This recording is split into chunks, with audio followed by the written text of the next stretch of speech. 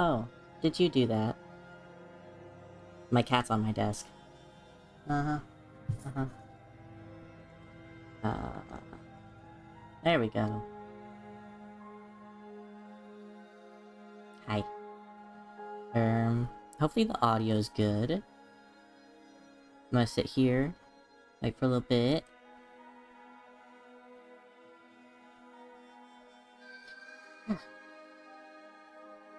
I played with my mic settings a bit, so hopefully it sounds better. Hello!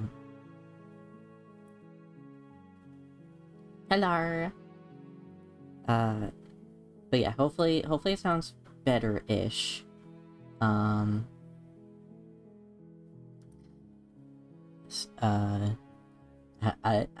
been a while since I've streamed. I'm kind of out of it, sorry. I also have my Wawa. I don't... If I talk, does it pick up? Drink your Wawa. Hope everyone has Wawa. Okay. Ah. I feel like my model's being a bit iffy. We'll rock with it, though. Hi. So...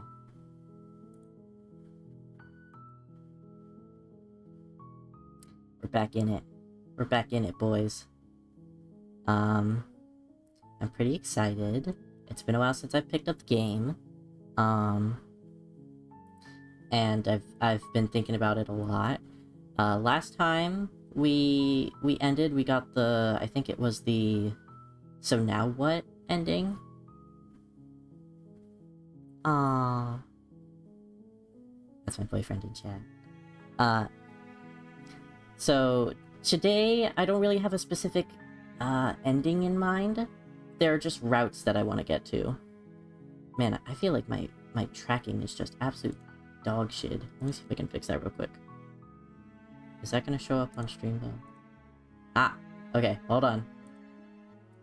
Just in case. Hum-de-dum-de-dum.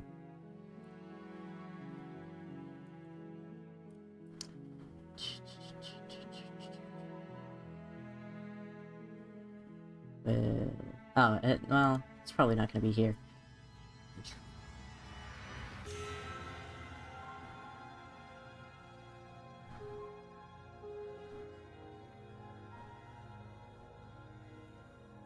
Hopefully that's better.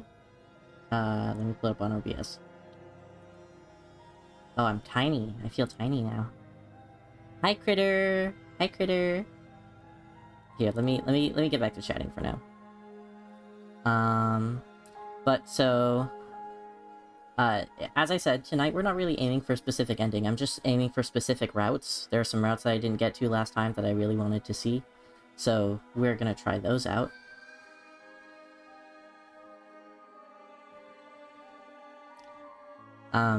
Specifically, well, I guess technically, I don't know if it's an ending or if it's just a route, but I'm gonna aim for Happily Ever After. Because, Critter actually streamed, Slay the Princess a bit ago, and I had to leave instantly because they were gonna go for Happily Ever After, and I was like... No spoilers. So, we're gonna try to knock that one out of the park. If I could also... because I messed it up the first time, I would really like to be able to see the, like the full tower one. I don't know what it's called completely. It's like the tower and then the apotheosis or something. Something. But those are really the only two I really have in mind. Maybe if we could get to Thorn, that would be fun. Just as a little check-in with her, with the girly. Seeing Hunted would be fun, actually, because fun fact, I've never seen any of Hunted's routes. I know Hunted, but I've never seen Hunted. Moment of Clarity would also be fun to get to. Essentially, we're just looking to get fucked up here. We immediately... Oh, really? Oh, okay, that's fun. Razor's still fun. It's really funny that I have my chat on this side, IRL, and then it's over there. Whatever. Razor really is... I love the Razor route. That one's so funny. But, so, gonna try to, stay away from spoilers, but if you can give me hints on how to get to everybody, or at least whoever we're trying to get to at that moment, that'd be great. Let me check my Discord, because my friend Twilight might be watching. And they might be giving me some hints in DMs, but I wouldn't know because I have Discord. Don't know this. Oh. Hehe, replying on stream. If Twilight is watching at the moment, Twilight is like my BFF. I love you, and also I might not be able to see your messages, so the best way to give me hints right now would be to say in chat, but I also understand that you're shy, so it's only if you want to. I'm sure other people are willing to help. Okay, so let me switch over to this. Let me know if the audio is okay in terms of the voices and everything. I messed with my mic settings before coming on. We're going to go to preferences. Took me a hot minute. Full screen. Alright, let's see how that looks on chat. Ooh, the latency. I should have fixed that before. Alright, how's that look? Okay, let me make my VTuber just a tiny bit smallies. And then it should be good. Just a little... What the fuck are you? Ew. Copilot suddenly... booting up. Disgusting. I'm gonna be itty bitty. Itty bitty Shadow Realm. Ah. Ah. Sorry, funnies. That'll do. Okay. And then in full screen, I think that should work. Just trying not to cover up the subtitles. Okay. So, we already... Oh. I'm so excited. I love this game. Okay. You're on a path in the woods. And at the end of that path is a cabin. And in the basement of that cabin is a princess. Oh, right. You're here to slay her. If you don't, it will be the end of the world. Okay. Okay, so I'm not really gonna bullshit around this time because, I don't feel like it. I just want to get to the new stuff. So, I'm gonna check in with you, chat. I believe to get to Happily Ever After, you at least have to get to Damsel. So am I just playing this first route as if I'm trying to get to Damsel? And I know the latency is a bit slow, so it's gonna take a while for me to get your answers.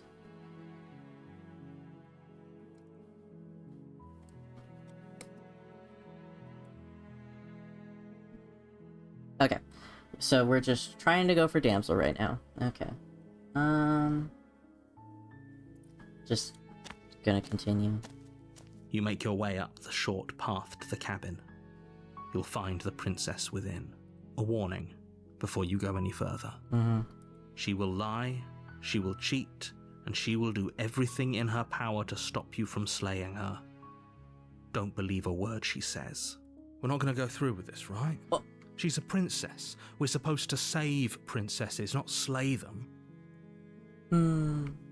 My hotkeys make the text go away. Ignore him. He doesn't know what he's talking about. I'll bite you. Oh, Happy! Hi, Happy! Happy's one of my friends. Hi, Happy!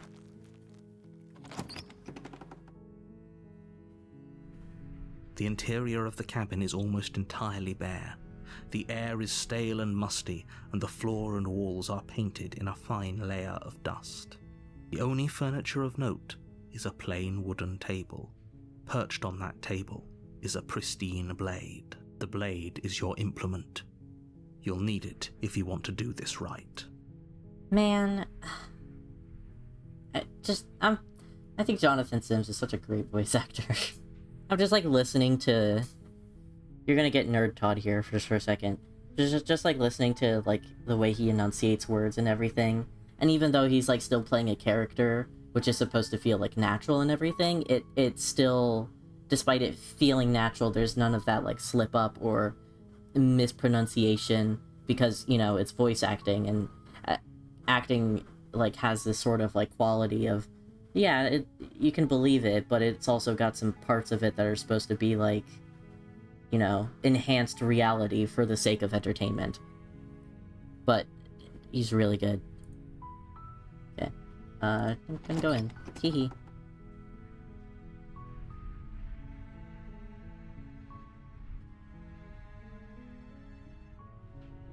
Don't... Okay. The door to the basement creaks open, revealing a staircase faintly illuminated by an unseen light in the room below. This is an oppressive place. The air feels heavy and damp, a hint of rot filtering from the ancient wood. If the princess really lives here, slaying her is probably doing her a favor. I've always wondered if it's intentional that these look like eyes. I feel like it would be. Her voice softly carries up the stairs. Hello? Is someone there? I'm here to save you, Nicole. Good night. It's hypnotizing. It's the kind of voice you only have to hear once to remember it for the rest of your life. Happy. Happy. Don't let it fool you. It's all part of the manipulation. You're playing a dangerous game by coming here unarmed. Dune. My friend. So, my friend that I'm technically streaming for is here. That's why I got so happy. Hi! Hello! I'm so happy. So, right now we're gunning straight for, Happily Ever After. And so, as far as I know, I'm just aiming for Damsel right now. Don't know what to do after Damsel, once I get to Damsel, though. I'm here to save you. How many times do I have to tell you how dangerous letting her out of here would be before it finally sinks in? Wait, really? You're here to rescue me? I was starting to think I'd be stuck down here forever. Come downstairs. I want to see the face of my rescuer. Oh, that feels a little different now after Princess and the Dragon. It's like, I can't wait to see who's rescuing me, and it's this big fucking bird monster. You walk down the stairs and lock eyes with the princess. There's a heavy chain around her wrist, binding her to the far wall of the basement. Oh my gosh. It really does hit so different after Princess and the Dragon. I think, if I remember correctly, the last playthrough I had, Princess and the Dragon, was the last one I had before I went to the heart and, like, did the whole shifting mound battle. Which means that this is, like, my first time, like, going in and seeing the game again and thinking about Princess and the Dragon, and I'm like, oh, I am changed forever from that route. Oh my gosh, it was so good. She's beautiful. How could someone like this be a threat to anyone? I am begging you to stay focused. There's a lot riding on you here. Hi. I can't believe you're here. I've been waiting for something like this to happen forever. Oh. I hope you brought something to deal with these chains. Oops. Don't do it. If she gets out of those chains, we're all one step closer to the end. I'll gnaw you out. I've got big horse teeth. I'll see what I can do. You're only making this more difficult. Shut. Thank you. Thank you. Ugh, this game, I forgot how much it makes me go absolutely crazy and insane and not normal. You're making a huge mistake. Huge like you're nuts. Sorry. No, you're doing the right thing. Thank you, baby. You walk up to the chains binding the princess to the wall and give them a tug. They're large and heavy, far too solid for you to even imagine trying to break them apart.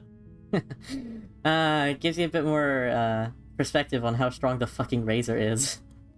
I'm guessing you don't have the key? Uh-huh. Maybe it's somewhere upstairs. Oh. Just use your claw. Look at our claw. We did it. Doubtful. Whoever locked the princess away down here intended for her to never see the light of day. They wouldn't have just left the key to her chains somewhere in the cabin. Wait. Hold on. Okay, I'm realizing something here. I know it's very early in the stream to be talking about, like, ooh, brain blast moment. This is probably, like, the most obvious shit in the world. But, am I stupid? I just realized. He's telling us these things, which is then changing our perception of reality, which then makes it come true. If we had just not doubted ourselves and thought, no, there's a key upstairs, there probably would have been a key upstairs. But he's specifically saying, no, there's not a key upstairs. It's, like, very deliberate the way he says it, too. That's so... this game's so fucking good. It's so good. Yeah, this one. Okay. I'll be here. Good luck. Let there be... I know technically prisoner, but let there be an option where I just sit here with you forever. I love you forever, princess. You attempt to make your way out of the basement, but the door at the top of the stairs slams shut. You hear the click of a lock sliding into place. And that's why he gave himself the specific title and job of the narrator, because he's telling us what we perceive. Oh my gosh, why have I never realized this?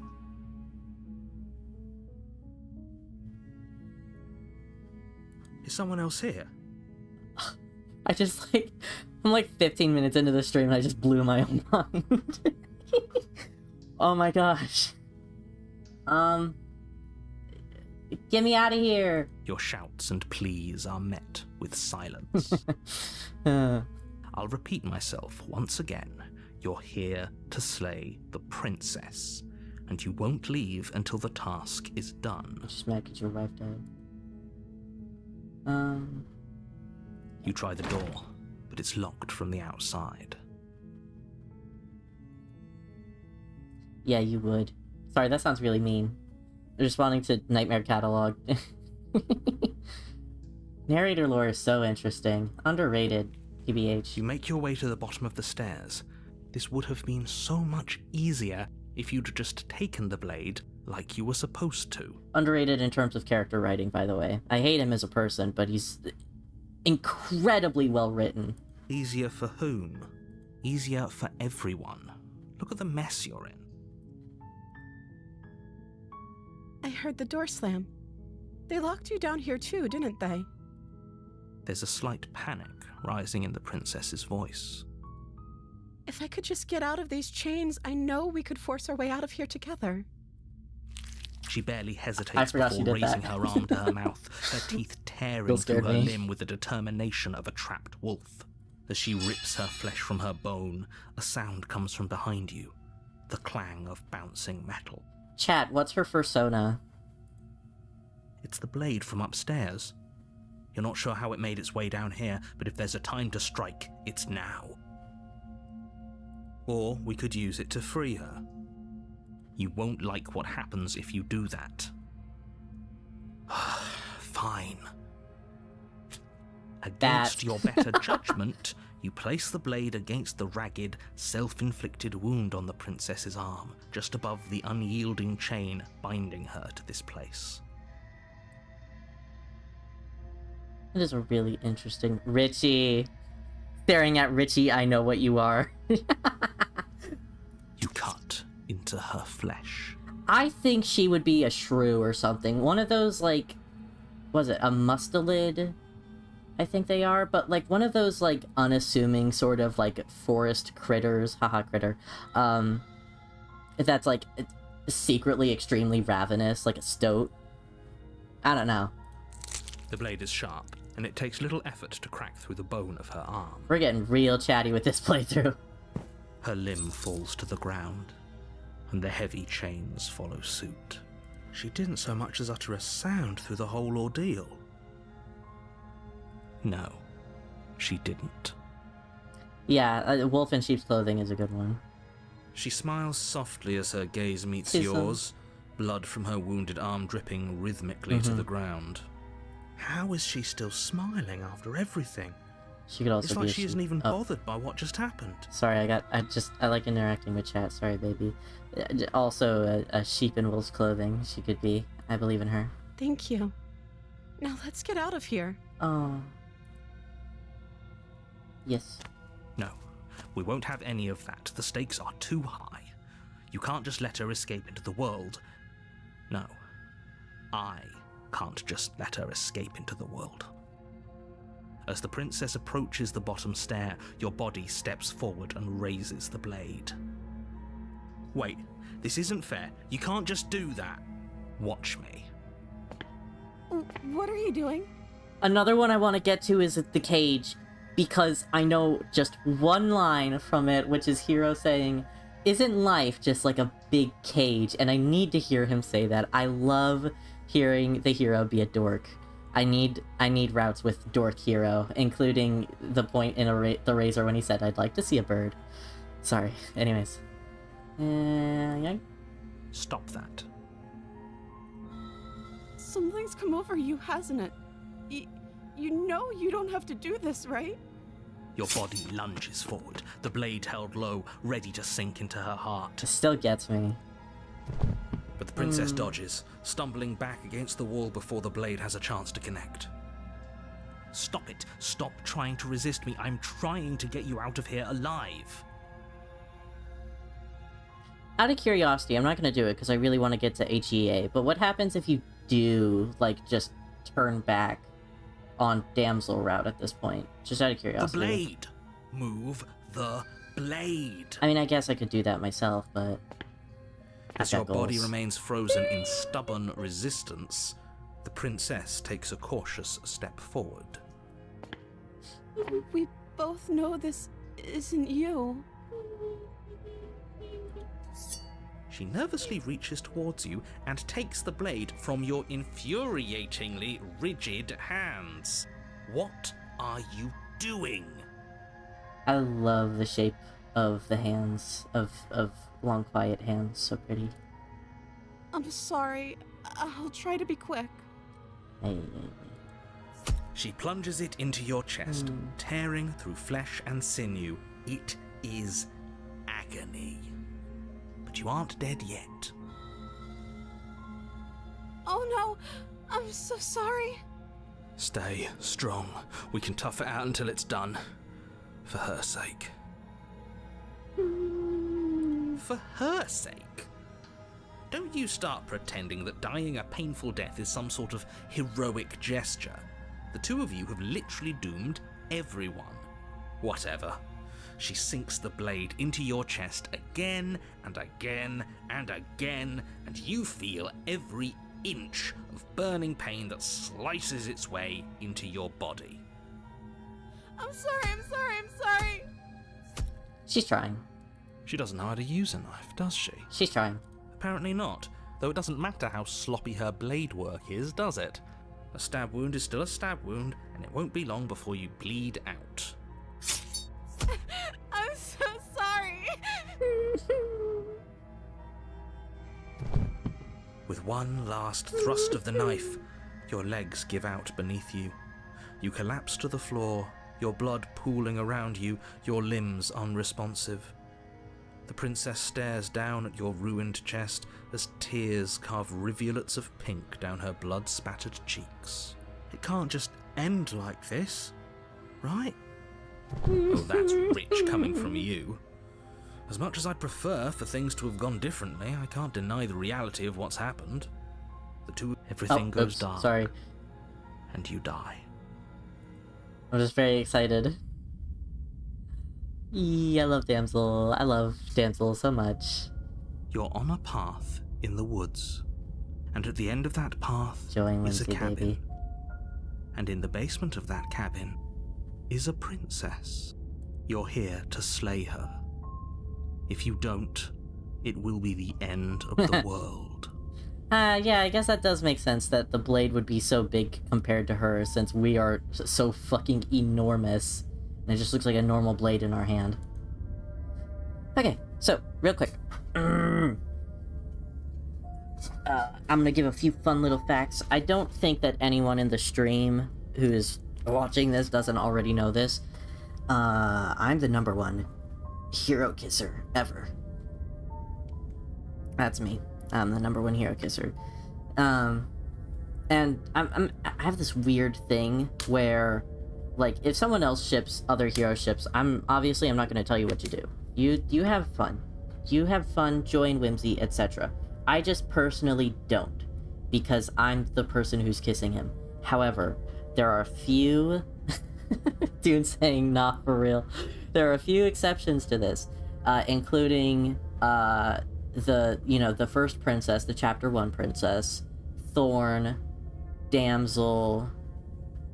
I think that's pretty much it, in terms of the princesses. But one of the only voices that I really, like, actively ship with Hero is the Smitten. And I think it's very funny because, a lot of times... I think a lot of people often forget that even though Hero's a dork, he's also kind of an ass sometimes. Because in Damsel, Smitten is really just being his silly, whimsy self, and Hero is shutting it down. Like, it's so interesting to me, playing the game and thinking about how the fandom usually thinks of these voices, and it's like, you're almost there, but... Hero's definitely not as big of a romantic as Smitten is, but that's kind of a low bar. It's hard to reach the same amounts of romanticism that Smitten reaches. But a lot of people put... not a lot of people. I think a lot of people sort of... What's the word I'm looking for? They kind of forget, I guess, is how... Even though Hero is definitely still romantically attracted to some of the princesses, he doesn't really outright say it. He doesn't ever say, I'm in love with the princess. In fact, he says the opposite. He's like, okay, we're not in love with her. Just because she's pretty doesn't mean that we're in love with her. Todd, the funniest thing to me is that in the beta there was no Smitten. Hero basically was smitten and falling in love with Damsel. That's funny. Maybe that's where people get it. It's sort of a first impression sort of deal. Sorry, I was playing with the bottle cap in my water bottle. Anyways, now that we're at Damsel, what do I need to be on the lookout for? Because I know that... I'm pretty sure if we just try to leave, then we'll just get mirrored. I'm gonna go ahead and save, just to be safe. Ugh, fucking wrecked me.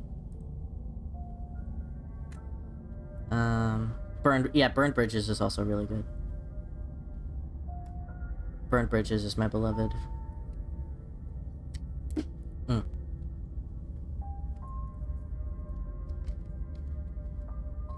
Alright.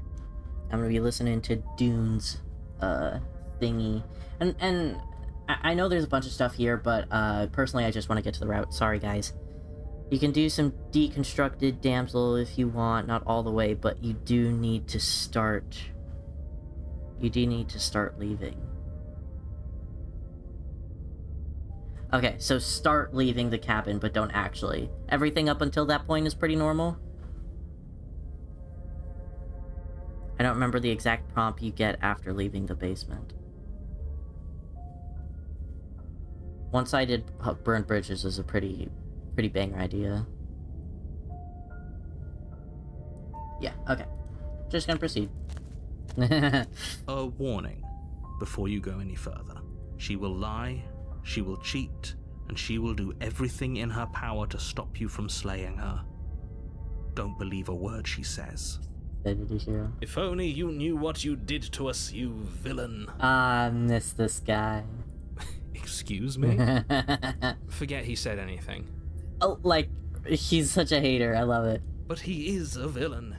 He made our beloved brutally take our life last time. He's trying to keep us apart, but he won't be able to withstand the power of our love.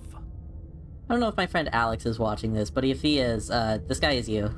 Last time? What are you talking about? I think he just likes to hear the sound of his own voice. Let's try to ignore him. A lake! I do, but I also speak from the heart. My passions are too great to be stifled. They must be expressed. Sure, yeah, your passions are strong and all, but not everyone needs to hear them. Some things are better kept quiet. Yeah, see, this is what I mean. Don't pay their bickering any mind. Focus on the task ahead. But I love the girls fighting in my head.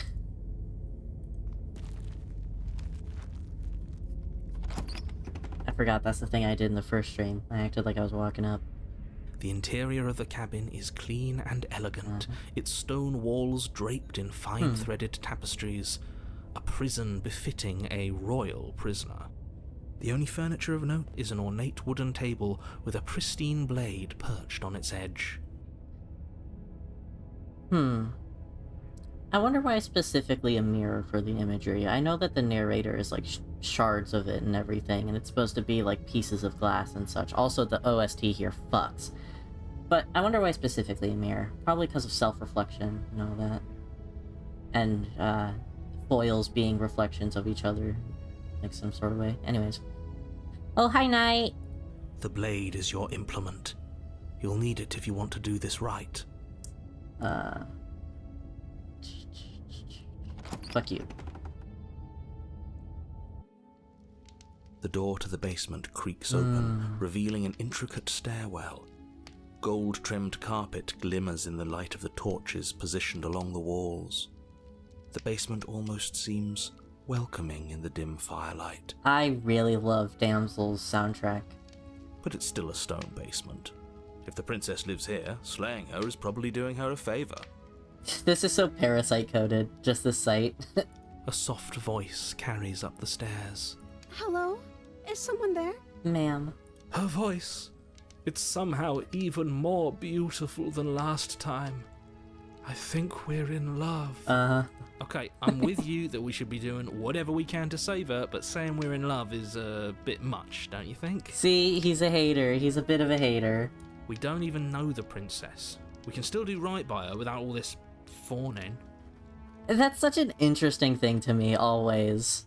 Just how people usually, like, there's no doubt that he's attracted to the princess, but I feel like a lot of people usually depict him, fawning over her very, outwardly.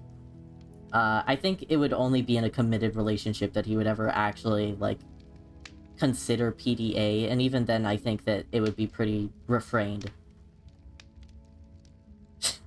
Nah, Hiro does not believe in love at first sight. He is a demisexual, demi-romantic king. Yes, for everyone's sake, you're not in love. Just remember that her charms are all part of the manipulation. I love Hiro the hater. You walk down the stairs and lock eyes with the princess. There's a heavy chain around her wrist, binding her to the far wall. My love, we're here to rescue you from your unjust and foul imprisonment. Is there always another chain there? It feels weird. You know she can't hear you, right? She may not be able to hear my words, but surely she can hear my spirit. Let Smitten take control of the quiet. Oh, your spirit's plenty loud, all right. It's you, my dashing hero. I was so worried you wouldn't come back. I forgot that. Did you hear that? She said we're dashing. And she called us a hero. I love him. I love the consistent fact that he is just so here for being flattered. Pat, pat, pat, pat, pat. I love him. Flattery really goes a long way with the two of you, doesn't it? Yes it does. Waiting for you to come back. You've been here before, haven't you? Oh, ooh, okay, so this is fun, because last time I streamed this, I deliberately picked out stuff that would still show the story, even if I already knew what was going on. So I just completely skipped that in favor of going straight into the gameplay, and now I'm getting stuff that's like, hang on, you didn't tell me about this, you didn't even talk to me before we got here. And I'm like, haha, hee hee. Yeah, literally, I swooned IRL. That's right, villain, and you killed us. Well, she killed us. Only because he made us try and kill her. It was self-defense. Our beloved's hands remain unstained by cruelty. I agree with him there. And you've died before. So an entire world has been damned to oblivion. I'd really hoped I'd be the first, but what's done is done. What matters is you have a chance to do it right this time. And she called us a hero. You can literally hear him tucking hair behind his non-existent ear. I'll have you know, he has plumicorns, which are those feathery little tuft things that owls have. He has an ear. It's just different, and you're a hater. We damned a whole world. But everything reset. Nothing resets, you're just somewhere else. And you can't keep hopping between worlds forever. Especially not without leaving a trail of incomprehensible devastation behind you. This is horrible. I didn't bring a knife. Do I have to cut you out again? I'm okay with whatever you come up with. Ah, you right. can cut my arm off again. We won't be laying a finger on her perfect wrists, and indeed, we won't even have to. Do you see how dainty her hands are? We'll be able to slip her right out with no harm done. You're forgiven, Richie. Hee. What? No, she's a prisoner here. You can't just slip her hand through the chains. Watch, bitch. Why are you two arguing over the logistics of slipping her hand out of her shackles? She just said she'd be okay with any idea we came up with. Am I the only one here who thinks that's weird? I'm definitely not taking notes about this so that I can always keep a depiction of heroes close to canon in my heart and my mind. Interesting that he's pointing out something that's more emotionally intense, at least implying to be, than the logistically intense thing, I guess. You know what I mean. She didn't care last time. Why should she care this time? That's our stoic, smiling angel. No, you're right. It's extremely bizarre behaviour and further evidence that she's a monster who's not to be trusted. So go ahead and slay her. The narrator called people pleasers monsters. I'm obligated to always say this one. I'm sorry about what happened last time. The narrator who sent me here to kill you took over my body. It was extremely unfair. If another version of me was pushed to such drastic action, it was for good reason. That's okay. You were just doing your best, and that's all that matters. She took that in stride. To a surprising extent. An almost unsettling extent, actually. That's because she's perfect. Do you think she has someone like him telling her what to do? I guess now we know that she doesn't.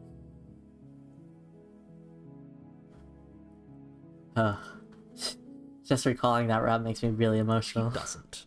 There's Ooh. no one else like me. Uh-huh. I think he's right, because I like it better if she doesn't have some horrid little voice like him, always trying to drive her to violence. Who's gonna tell narrator that there's like millions of him?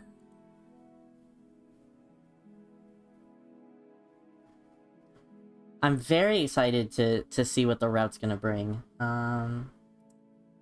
We'll just go ahead and rescue the princess. No. I can't let you do that. If you take another step towards the princess, You'll what? Take over our body and force us to try and kill her? See, he's got such sass. Oh my gosh, people need to give Hero more sass. I would if you had a weapon. Not on my watch, villain.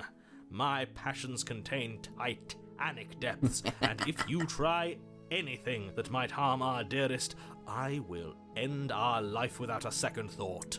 He's not kidding. You wouldn't. I would.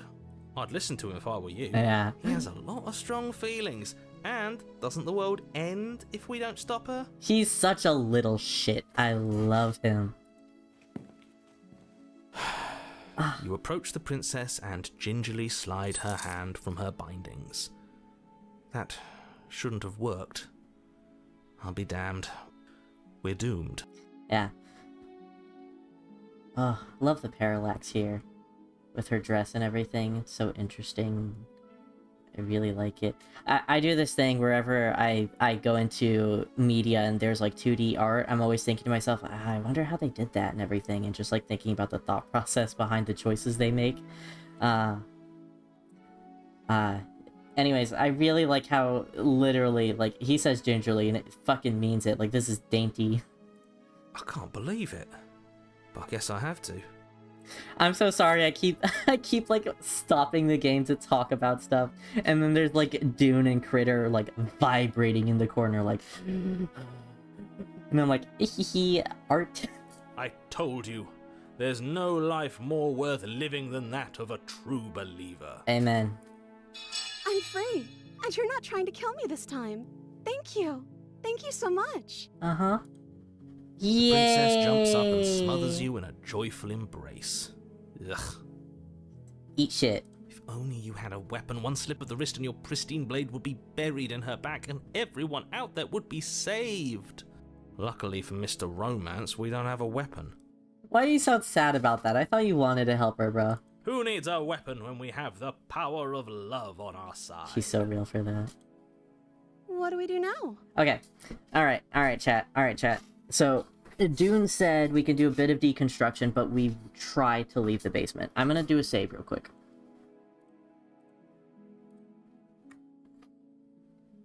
So, I'm just gonna go ahead and... That sounds perfect. let's just leave. The princess takes your hand, the last hopes of the entire world slipping through your fingers as they intertwine with hers. We have each other. We don't need the world for our happy ending. I don't know about that. Oh. Okay. Good thing I saved right then, so I can do both of them if I really want to. I like to think that you do, actually. Look, I have my doubts, but the choice has been made and this is happening. You don't have to mope about it. I will mope about it, because moping is the only recourse you love-blind fools have left me with. You and the princess walk up the stairs, hand in hand. Ugh, look at the way she's smiling at you. She doesn't have to be so happy about this. You're such a hater. Gosh, she's so gorgeous in this route. Oh my gosh. And what happens after we walk up the stairs? Let's see. Oh, isn't that interesting? The door slams in your face and the lock clicks. That's a familiar move. Did I do that last time? Then you should know that you won't be able to leave. Well, guess what, bitch? We've got smitten now. Oh no! Did someone lock us in here? That's not fair. We're supposed to leave now. Oh, that's interesting. Her, like, eye shine kind of looks like a flower to me. I'm noticing so many things that I'm sure millions of people have already figured out. Like, you know, it's like the rose here, and then it's got two little leaves in the stem here. I need help. Anyways.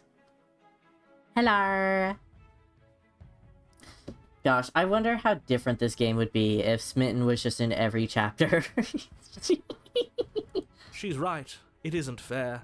But the unfairnesses of the world are no match for the strength of true love. That'd be an interesting DLC if they were just like, fuck it. You can pick a voice and bring him with you the whole time like Hero. Enough with this true love nonsense. You just met her. Of course you wouldn't understand.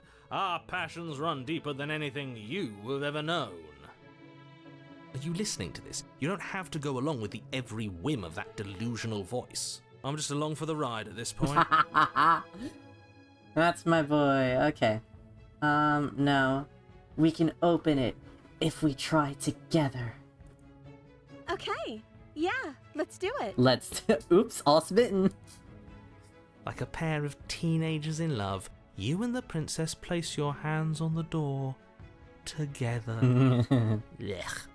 And... I mean, technically, I'm Hero's travel buddy. Wouldn't have it any other way, baby.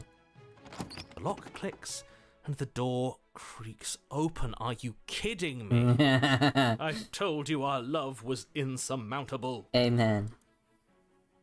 You and the princess make your way upstairs, and... The blade, that's right, there's still a chance for you to do the right thing. Take the blade from the table and slay her before it's too late.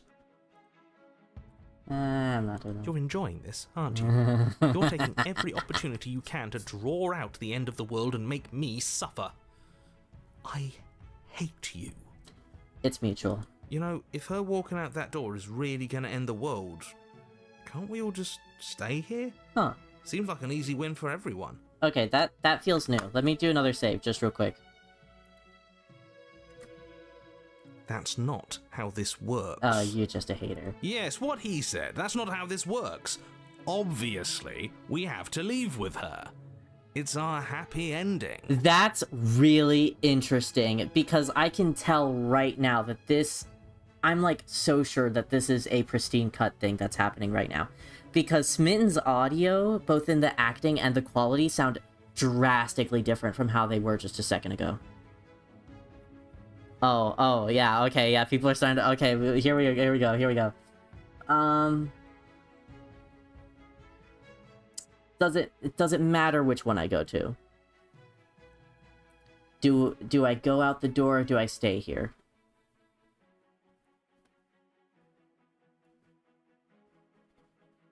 I really don't want to mess this up. I really want to see what this one's about. Top one. Okay. What a romantic suggestion. You're right. We don't need the world. True. All we need is each other. True. Okay. That's exactly what I just suggested. Was it not romantic when I suggested it? Oh. Did you suggest that? I wasn't listening. Okay, Smitten, you're losing points here, buddy. You answered me. But the door's right there. We can just leave. Oh. Wait. Why would she say that? Was she not wooed by our proclamation of love?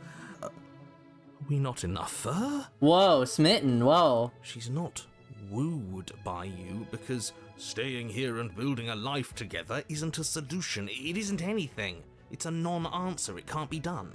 Whoa. Okay. I'm guessing if we just leave, that'll just put us in the, we did it, now what? And then she's like, is it supposed to be this cold? And it goes. I'm guessing top one? Oh no. Oh no. Oh no. What? I'm waiting for chat confirmation because I'm really nervous. Yeah, I have to stay. Okay. Stay. But we would have to be here forever. So weird. She wants something. I don't know you. Whoa! This is really what you want, though, isn't it?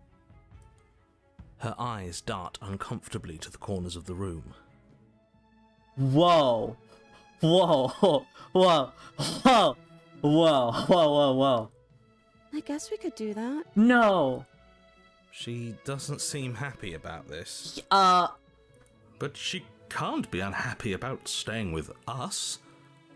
Can she? Smitten, that's not the point. I don't know. She has a point. She doesn't know us. She should have... oh my gosh. I'm like... Okay. I get you, damsel. Don't worry. No. It has to be him.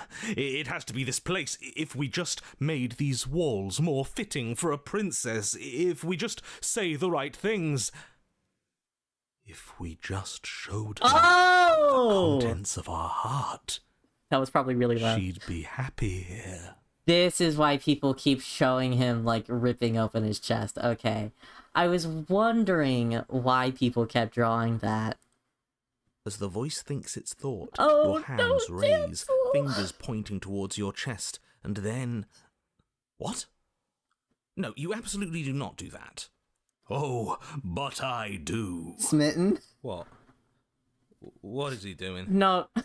We can't see unless you tell us. Here, you sound a lot less concerned than I think you should Are you sure be. you want to know?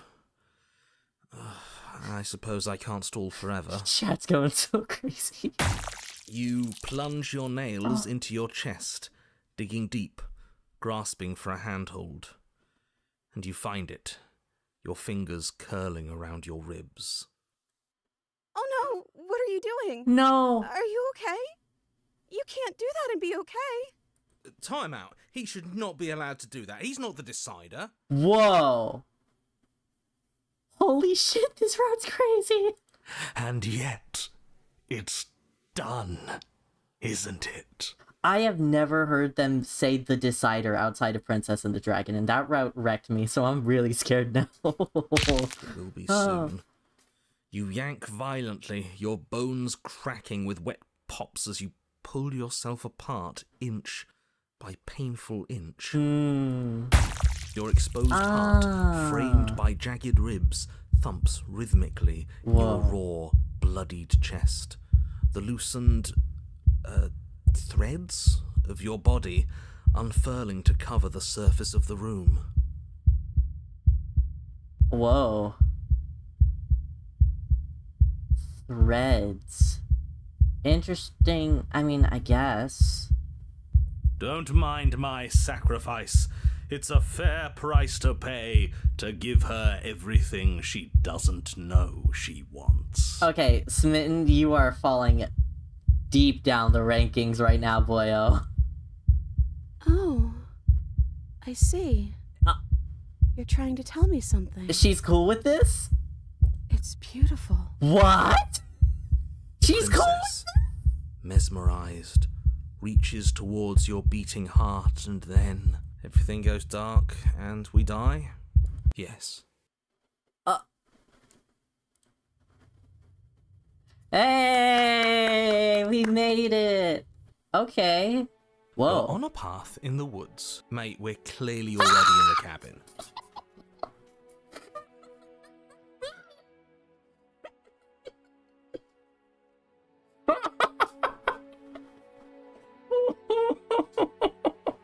Okay. I love him so much. Excuse me? You're clearly... Oh. Huh. So you are. How do you know about the cabin? I didn't get to the cabin part of my opening monologue yet. Yeah, I'm open. We're past that, boyo. We've been here before. Well, not here, but I'm sure you know what I'm talking about. You knew about the loop-in last time. I'm sorry about screaming in your ear. I tried to fix my mic so that it would do that less, but alas, I have a very, very cheap mic. Now, he's clearly disorientated. I'm sure all this new info is going to come as quite a shock to him. Best if we're gentle. What are you doing here? Get out of here. Sorry. Right on cue, here's the new guy. Welcome! He's just so done. Thank you. I'm just happy to be here. Okay, Wait, yes, where's I Smitten? get it. You've been here before. That's terrible. You know that, right? Because the only reason you would have been here before is if you failed in whatever world you'd come from. Meaning you doomed an entire other reality. Mm-hmm. But I'm sure since you're so well-travelled, you know that, yes? Yep. I mean, no. Yeah. Well, we know that now, thanks to you. We're all so lucky to be stuck with, working with someone so well-informed. You can count on us to do things right from here on out. Throwing tomatoes at opportunist. I'm going to describe the room now. Uh-huh. The interior of the cabin is vast and regal. High arched windows line the walls, their multicolored glass casting kaleidoscopic patterns across the stone floor. An iron chandelier hangs from the vaulted ceiling, its many candles lit with flickering light, vaguely illuminating the massive room. This is a house fit for royalty. I didn't even notice the mirror there. Before you, there isn't a blade, is there? That's not good. Where would it be? We didn't take it. Practically nobody touched it. Does it matter if the blade's here? We didn't use it last time, and the time before that, she used it to kill us. Now that is some fine reasoning. This Who guy. cares about the blade? I think you're right. We're better off without it. It's not like it's ever been important. Of course, the blade's important. It's your implement. You're going to need it if you want to do this right. The fact that you're here, right now, again, means that you have not yet done this right. But it's not there, is it? We don't even get the choice. So, what are we supposed to do? I don't actually know. I'm sure it'll turn up somewhere. It has to. It's part of the whole structure of this place, I think. At the very least, it's important. Wow. That great save, narrator. Wow, that... I think that's the most blatant he's ever been about this whole place being a construct. Good lord. Oh, yeah, this place would be absolutely fucking gorgeous. Hey, where's Voice of the Smitten? He was here last time, and it's not like him to be this quiet. Yeah, he was a bit of a loud one, wasn't he? Is he... okay? He wouldn't have, like, been dead by now. We're better off without him if you Oh, ask me. One less opinion we have to contend with. Plus, he's the one who got us into this whole mess. Is that so? Maybe there is hope for you after all, free from the bad influence of your missing friend. Okay. So, yeah, not even gonna talk about the What mirror. is there to say about it? It's a mirror. You're oddly calm about that, Oppie. Is this some sort of a bit? There is no mirror. There's only the stained glass windows, the empty table where your blade should be, and the door to the basement. Is this a bit? Oh, my bad. That's why I haven't been talking about it. I see it. Good for you, buddy. You've got a sharp set of eyes on you. Mirror or no mirror, the door to the basement, your only way forward, is just on the other side of the room. How about you walk over there?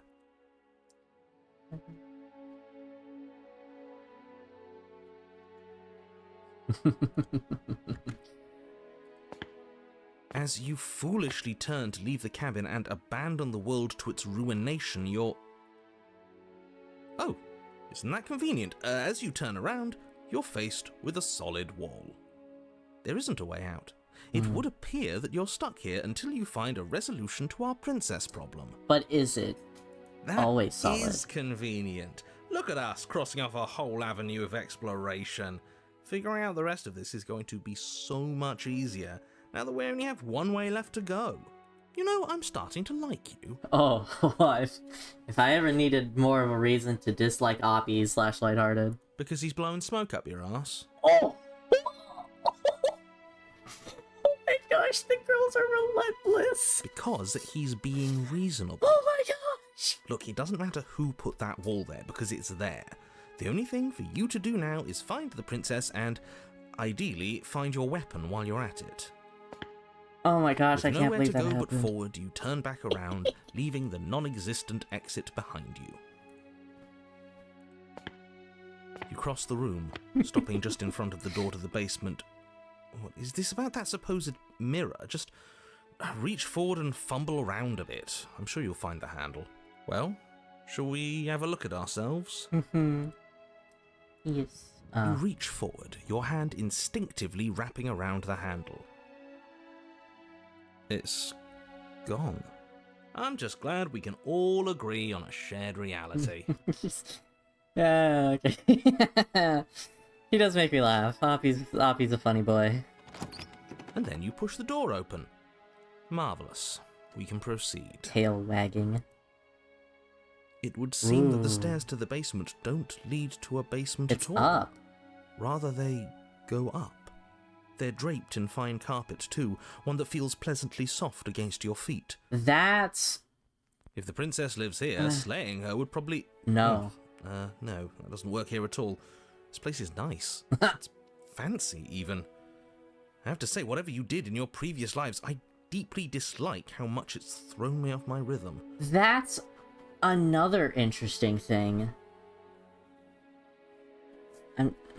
Don't worry about it, boss. You're doing great. I'm not, but I appreciate the encouragement. Oh no. Well, if all of this has thrown you off your rhythm so much, then maybe we don't have to slay the princess. No, you absolutely do. Just because she lives in a nice, exitless house doesn't mean that she doesn't pose a direct threat to all of reality. It's in her very nature. Oh, really? Did it? Hold on. Hold on. I want to see that. Hold on. Preferences. Window. I'm gonna pull up the stream and look at that. What the fuck? I want to know that. I want to see that. Show me that. Show me. Let's see. Where is it?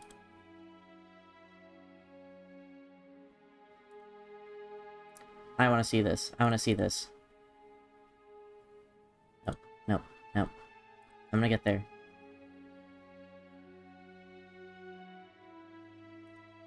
I want to see. What? Okay, so. Pattern on the door looking like a bird skull and a rib cage with a heart in the middle.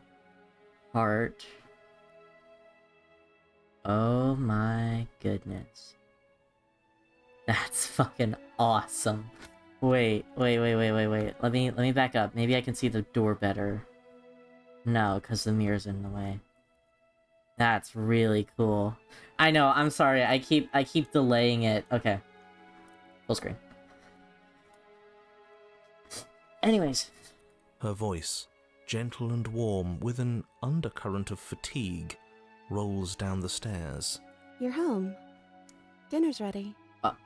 No.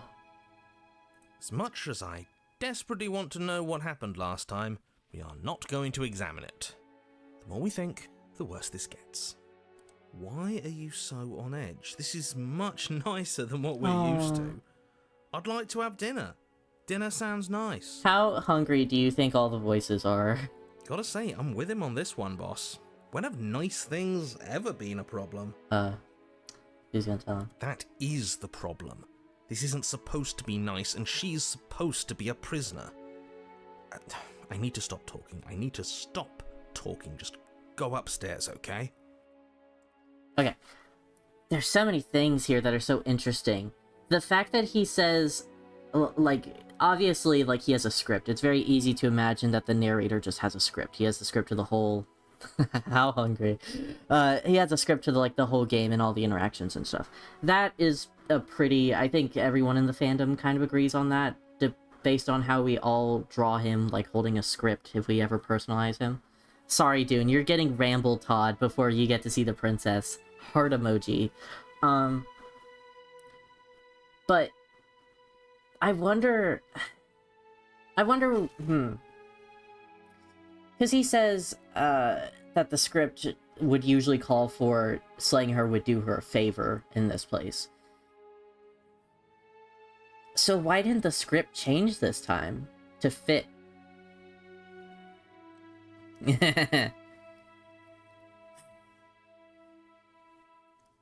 It's just like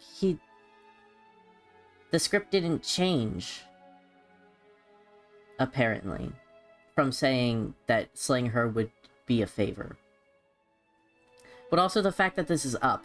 I think it's extremely interesting that they chose specifically Happily Ever After Epilogue as the chapter where we finally go up instead of down, because even when you're going to the tower, maybe it's in the more explored tower route that I don't know the name of, but you know, the one where it continues instead of just ending at tower. Is it ever stated that it really ever changes? He has a script at the beginning, in the other words too. He has a script for the blade, but he stumbles. No blade. Interesting. Sorry, it's been a while since I played the game, but even in like the one where it's directly tied to like religious themes and everything, where up would usually be a good thing, has you going down. Even though she's literally a god in that route. And I'm very curious as to either there's something extremely special about Happily Ever After, which, I mean, there must be, based on how many people are freaking the fuck out, or maybe it was just they didn't think about that possibility, because Tower starts, like, pre-Pristine Cut, and you can tell with Pristine Cut they're getting really, really experimental in, like, a really good way. But I'll posit my own little theory, is that is that they chose to not have towers going up because they wanted to imply that she was the devil. Like going to hell or something. Anyways, sorry. This hall, like the one below, is grand and beautiful. Torches bathe the room in warm, comforting light, just enough to illuminate the tapestries along every wall, woven with scenes of chivalry and courtship and romance. The many cloth eyes are fixed on each other, gazes averted from the long table in the center of the room, the princess seated at its far end. Oh. That's Smitten, isn't it? That is Smitten, isn't it? Your pristine blade glints in the weak torchlight, hanging from a golden chain around the princess's neck. So that's where it is. And the tip is already pointed right at her heart. Okay, everything is falling back into place. All you have to do is cross the room, push down a little, and the entire world is saved. That's easy. I don't think he'd let us. Yeah, that is easy, isn't it? So, where's the rush? You're here. Now we can start being happy together. Why don't you sit down? Wouldn't that be nice? I'm so worried for her.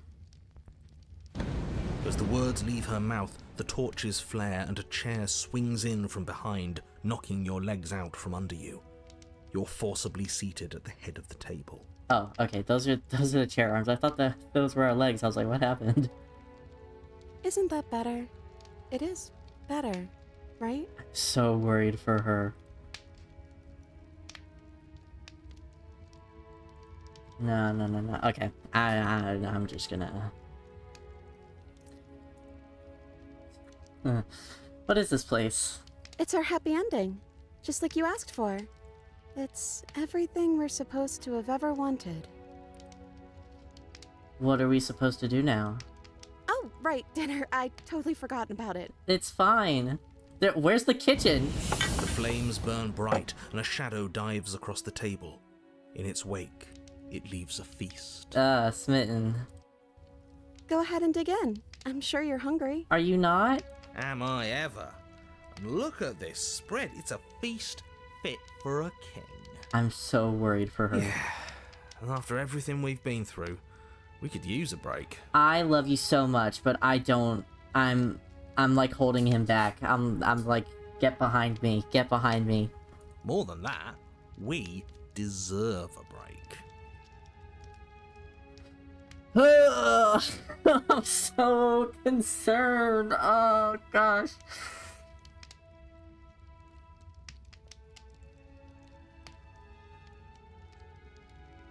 Like, I don't trust this Smitten. This Smitten does not, he's not looking good to me. I'm gonna eat just because I'm worried about what he might do. You begin to feast, And the princess follows I think the suit, boys her deserve soft it. smile never fading. I'm so worried about her, though. Does it? I guess so. Listen, I'm really dumb. I thought they were just legs. The food is Oh, more I hate the eating exquisite than you sounds. ever could have imagined.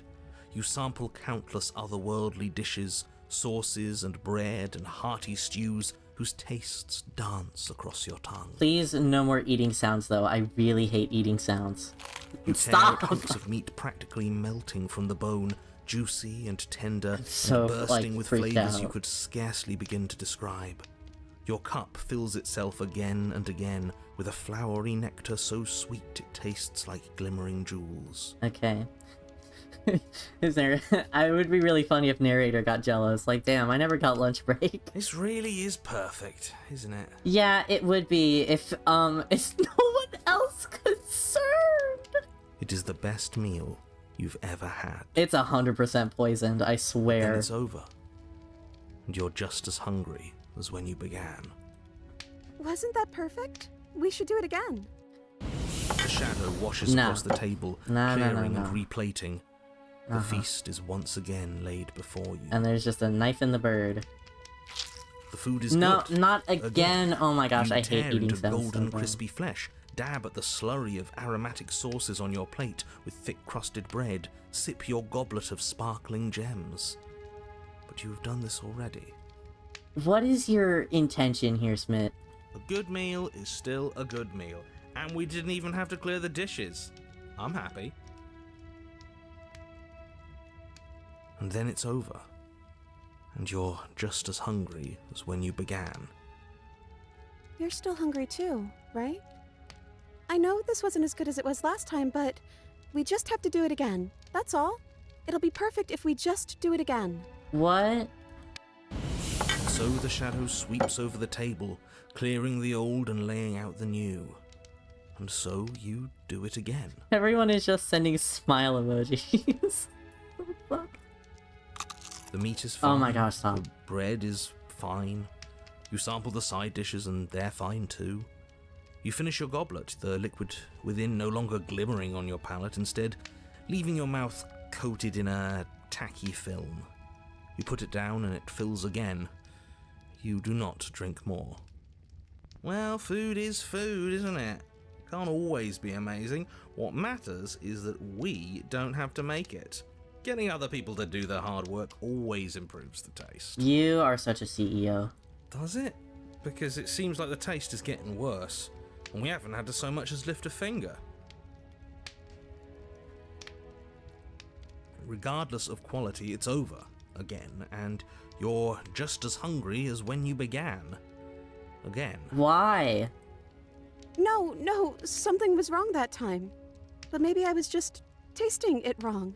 It looks just as good as it did the first time. It shouldn't taste like this. She's not talking to us.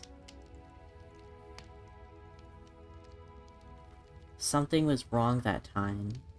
Tasting it wrong. Is the food based off of her perception of it? But then why would it have tasted so good at all the first time? Again, the shadow replaces your Why? feast. And again you eat. Why do we keep eating this stuff? It's The not meat good. is greasy. The bread is tough, its crust Oh. hurting your jaw as you chew. The grey vegetables are barely worth the effort of picking through. Okay. You don't even touch the goblet, its sickly sweet aroma utterly unappealing. I'm so tired of eating. Well, it's still free food we didn't have to make, right? Oh, am I kidding? We were eating like kings and now we're eating like pigs.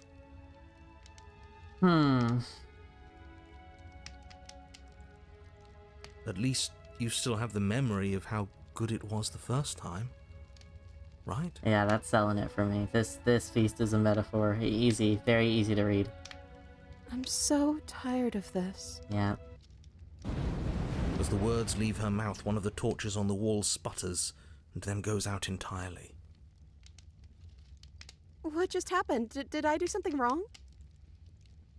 No. Not a fan of whatever just happened. I don't want to sit in the dark. Losers sit in the dark.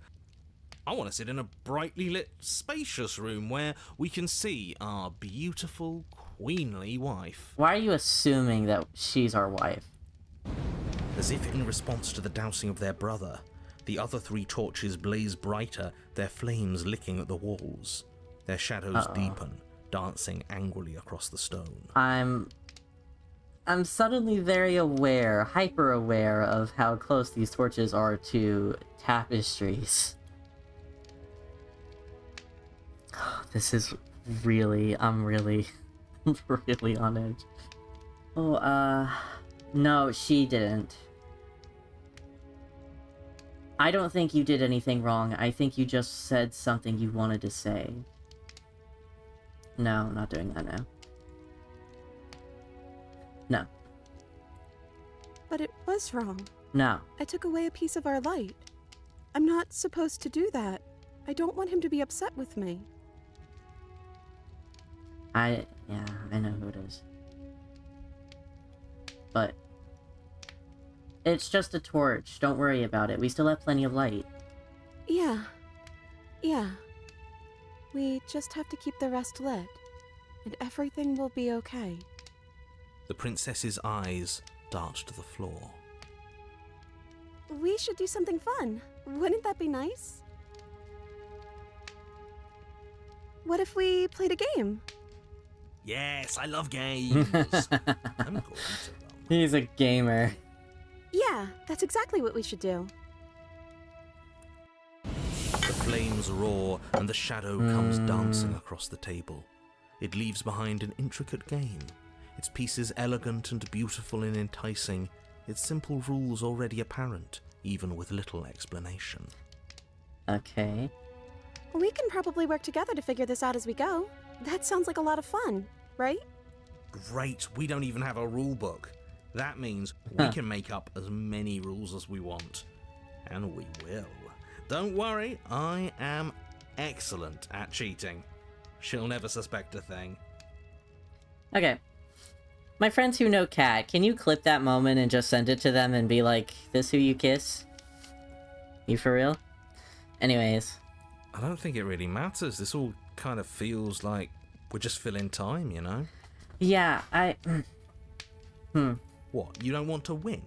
To show our prowess in all avenues and accumulate respect? Wow, you would be hopeless without me. Count your lucky stars I'm here. Oh yeah, we're very lucky. You and the princess do indeed figure it out as you go. And what a game it is. The tension between turns, the triumphant highs of moves well placed, and the tragic lows of miscalculations and careless plays. The warmth of trust and the cool texture of deception. And then, the climax, as she places her final piece. Oh, Plain Settlers? I think we got the rules wrong. And so you start over. She only made us start over because we were winning. But it seemed like she was winning. Time passes. You play the game. You win. Boom. And there you have it. What did I tell you? Am I great at games or am I fun. great at games? Achievement, yay. Oh, you won. I guess we can play again. I don't wanna. Time No! passes. You play the game. She wins. This Oh. sucks. I won. I guess we can play again. Is this because I decided to eat?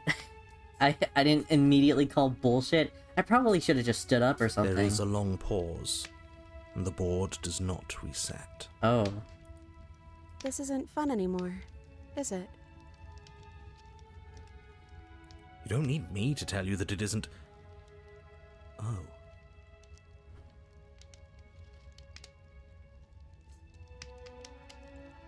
Huh. That's an interesting... That's... Huh, what? What? That's not usually how things go. The princess visibly panics as another torch sputters. Wait. Maybe this is just too easy. Maybe if we added more rules and pieces, it would be fun again. Yeah. The game's just a little simple. We can make it fun again. The shadow descends on the board once again. More pieces are added, their shapes more intricate, their purposes less immediately clear, and the two of you set about discovering the complexities of the game anew. Okay.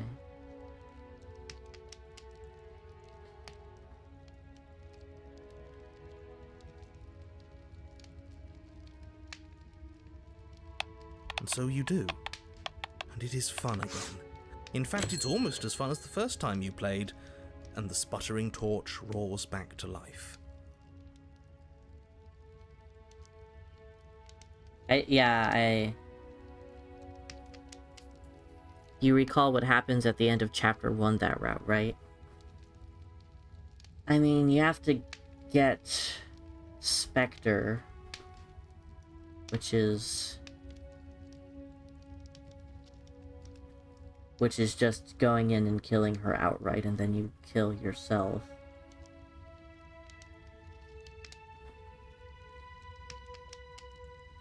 Because you're bored.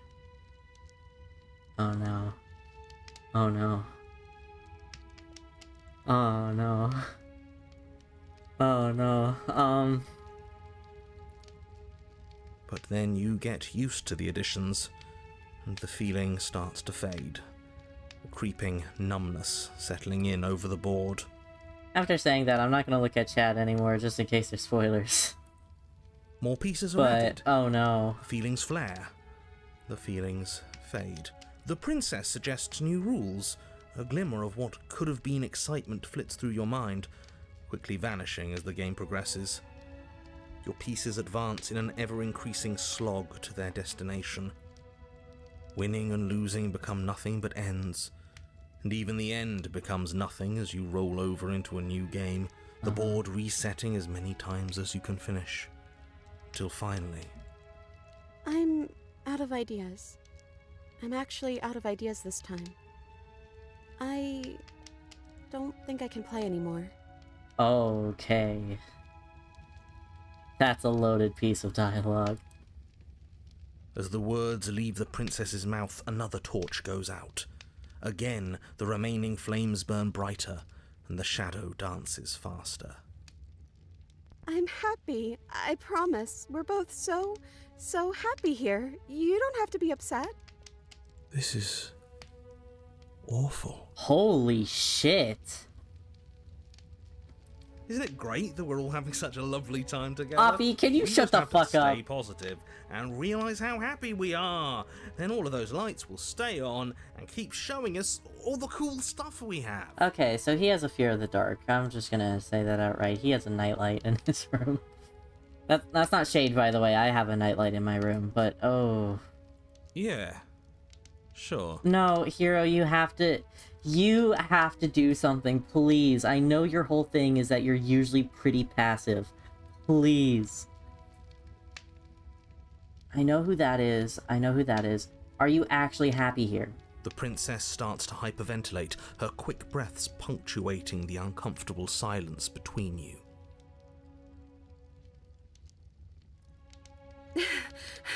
Yes. Why wouldn't I be? Oh, Let's not I'm talk sorry. about it. She's being defensive. Uh, And we all know being defensive is a sign of weakness. shut the fuck up. Listen, I'm not here for that right now.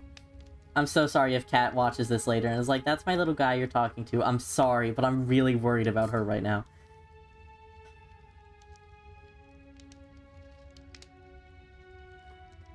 Okay, out of curiosity, what does happen if you just leave?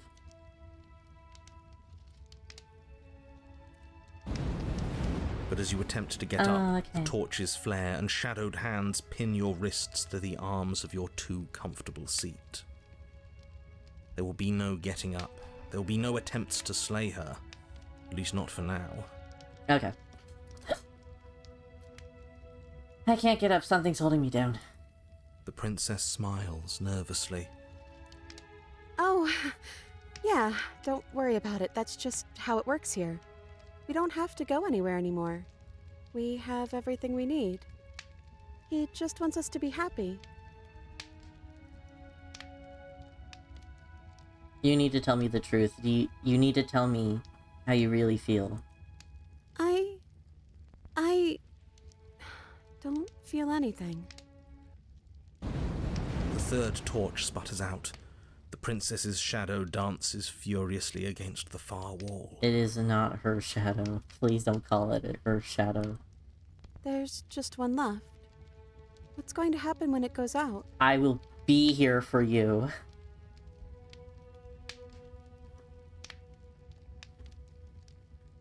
What do you think would happen? Don't worry about what's going to happen. If you could do anything in the world, what would it be? What would you choose? Whatever the shadows have been showing us isn't real. We need to see what happens when the lights go out. We don't have to let it go out. Not that one. What would you choose? I think I'd like to dance under the stars. Go outside? That sounds lovely. Oh! I'm fine. But there aren't any stars here. I'd have to leave.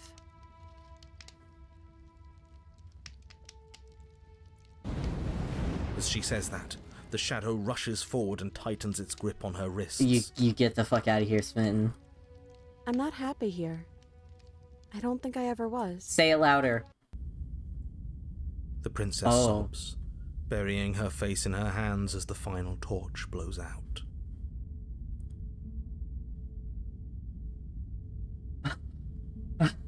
I feel empty, so that's that, huh? Why are you crying? Are you okay? Well, this sucks.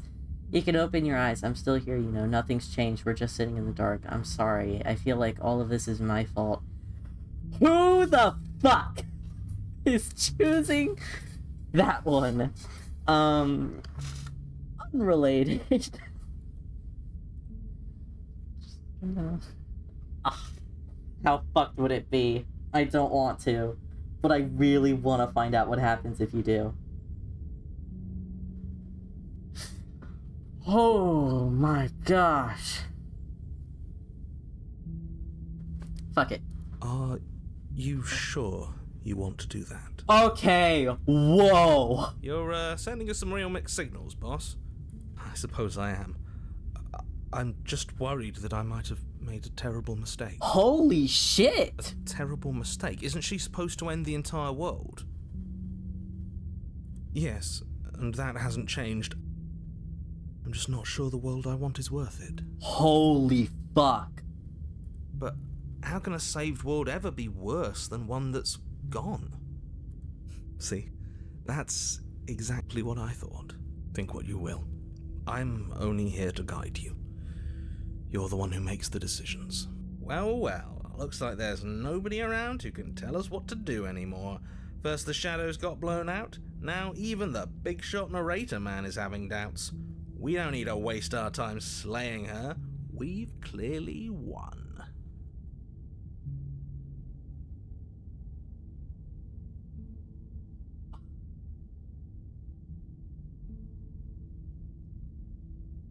I'm so glad I did that save, because I'm going to find out what happens and immediately backtrack.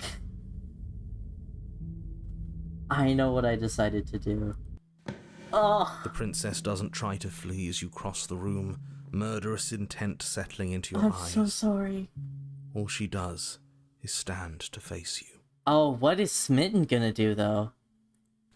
She offers no resistance as your fingers wrap around the blade dangling from her neck. Oh, I feel horrible. As the weapon sinks deep into her heart, all she manages are 3 muttered words. It's finally over. Oh, gosh. I didn't think it would be so awful to help you see this through, but all of this was for a reason. The world is better off without her. No. No, no, no, no.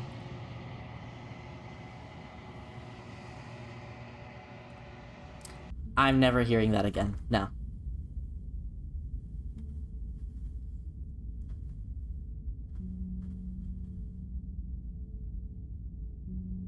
I literally don't even want to hear what they would have said at the mirror. No. No. I'm sorry. I feel like all of this is my fault. I need to say sorry after that. She raises her head, mascara trailing down her cheeks. Jeez, even the narrator feels bad for her. Holy fuck. Your fault. We were all just trying to make things work here. It just didn't happen that way. I don't think this is the sort of thing anybody needs to apologize for. Even if we both feel empty. Even if an important part of us is gone. The princess's eyes dart to the floor. Well, we can't sit here forever. That part of us is over. The princess pushes herself from her chair, and you instinctively do the same, waiting by the top of the stairs as she quietly crosses the room. Do you still care about me? Very much. Of course I do. I don't think I'll ever stop. Whatever we had between us wasn't real. This is real. I don't know if I ever have, but maybe I can now. I'm not sure. I'm not sure I've ever had the chance to figure out how I feel about you. I just wanted to leave since the moment I found myself in the woods. Oh, who fucking says that? No. Whatever we had between us wasn't real. This is real. I don't know what this is. It's something else. I'd like to find out. Me too. And I don't think we're going to find anything here. So, I guess it's time for us to leave. As the princess steps towards the stairs, you offer her your hand. The corners of her mouth curl into a demure smile, and she gently takes your hand in hers. She's cold, a little clammy, but her skin against yours is the most real thing you have ever felt. you're offering surprisingly little resistance. If we leave the cabin, doesn't that end the world? He's right, you know. You're giving us some real mixed signals, boss. Yes, well, I've seen my fairy tale ending, and I think there might be worse things than the end of the world. Ugh. Well, this is less work for us anyways. Oppie, go away right now, please. I'm having a moment. Think what you will. I'm done fighting. What the fuck? You and the princess don't exchange words as you descend the stairs to the cabin's entrance. There's an entrance the two of now. you step out into the world. I think this is the end of me, even if it's not the end of you. I hope this was worth it. Genuinely, I do. He's really gone, isn't he? No boss anymore? No one left to tell us what to do? I guess we'll have to be our own boss then. About time. The stars are so beautiful. A quiet moment passes over you, a comfortable. I meant it when I said I wanted to dance. This is okay. She gently pulls you forward, and the two of you fall into a graceful step. The only rhythm that guides you is the shared thumping of your hearts beating in perfect unison. Her face, worn and tired, brightens the faster you move, a soft, sad smile widening and widening until it reflects only a genuine affection. You send her out in a wide spin, and your arms stretched to their limits, only the tenuous grip of your hand and hers holding you together. You share a gaze that feels like it lasts forever. No! Thank you for taking me here. This is nice, even if it's a little cold outside. Oh.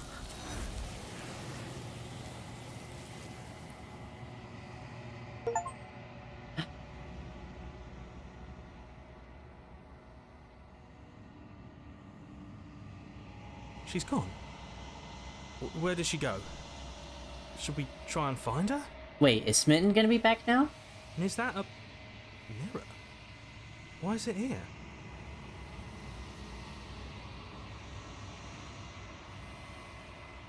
There's something dreadful about it. I don't think you should. If he thinks it's bad, I'm with him. He's not here!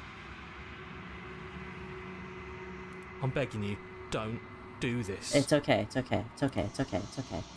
I'm sorry. Okay, chat.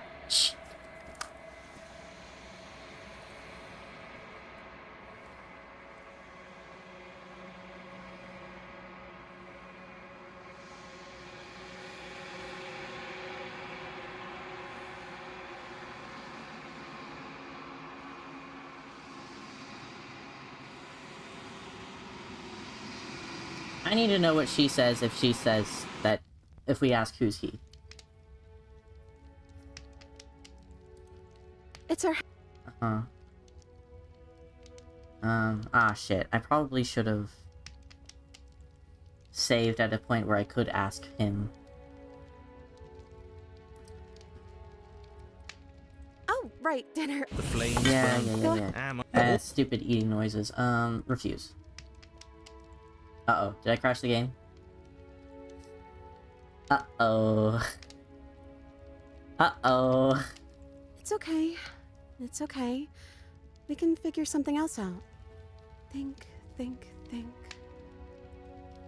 This is fine. This is fine. This is fine. This isn't fine. This isn't fine at all. As the words leave her mouth, one of the torches on the wall sputters and then goes out entirely. What just happened? Did I do something wrong? Not a fan of whatever just happened. As if in response to the dousing of their brother, the other three torches blaze brighter, their flames licking at the walls. Their shadows deepen, dancing angrily across the stone. Yeah, shut. I didn't mean to. I promise. Everything is fine. Everything is fine. She's been defensive. I don't know. Maybe we could... Yeah, that's exactly what we should do. The flames roar, and the shadow comes. We can Great, we don't even have a... I don't think it really matters. What, you don't want to win? Yeah, I love Show you guys. up, you and the princess do in... Oh, I think we got the rules wrong. I just want to see what she And so says. She only made us start over because time passes. Boom. And there you Yeah, have okay, it. thanks. Oh, Good job, Oppie. you won. I guess we can... Time passes. Oh, There is a long... this isn't fun. You don't need... I know, it's not fun. I'm The sorry. princess visibly panics as another torch sputters. Wait. Maybe this is just too easy. Yeah. The shadow descends on, so you do. But then more pieces are out, winning and losing. As the words leave the princess's mouth, another... I'm happy. I promise. This is... awful. Jeez. Isn't it great? Yeah. Okay.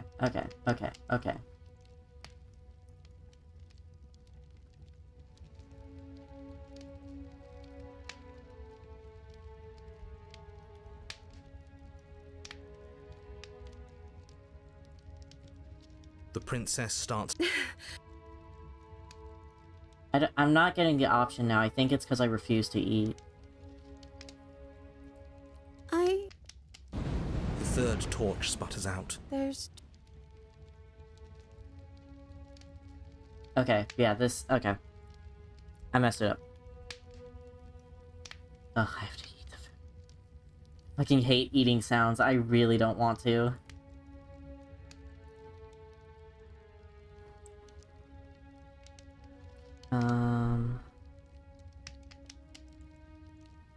Have to try to get up. Okay, I'll try to get up.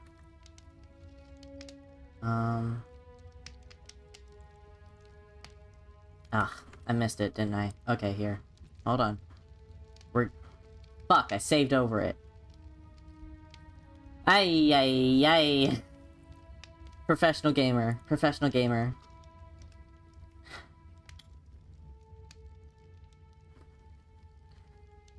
I want to know so badly. Well... Yeah. I love you guys, I'm You push sorry, the I'm door sorry. Open. It would if I'm not. No, her voice. You're- As much. Got that. This hall. I feel your bad for skipping You're it. here. Now we can... As the words. Is- But as you, there will be no getting. The princess smiles. Oh, he just wants us to be happy. There it is. Okay. Who's he? He's the voice that whispers sweet nothings in my ear. I think he made this place for us. Is she talking about a real voice? Like us, but we're at the head of the table. We should be in charge. Is he more powerful than we are? Is he the thing holding us down? Hey, Shadow, don't you have anything to say? The torches flare Oh. and the shadow grows for a moment, but you don't receive a response. Giving us the cold shoulder, I say, asserting his dominance in the power structure.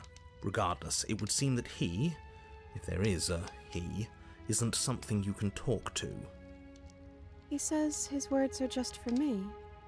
But he wants me to ask, isn't this enough? Isn't this what you wanted him to do? He says he's tired, and I don't think he'll answer anything else you have to say.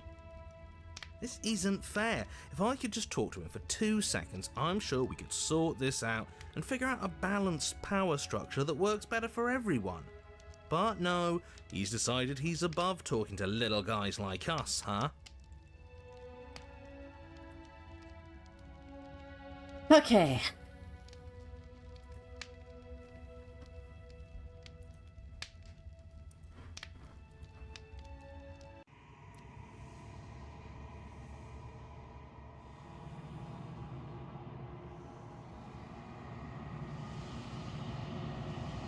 What the fuck? What?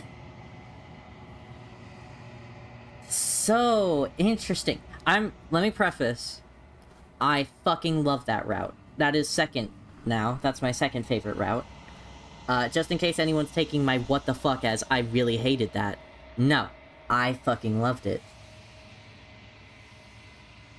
It really does, yeah. Asking that question gives important context to everything. I'm really glad that I went back to try to see if she would, elaborate on it. That is really loud. Here, I'm gonna skip to getting to her.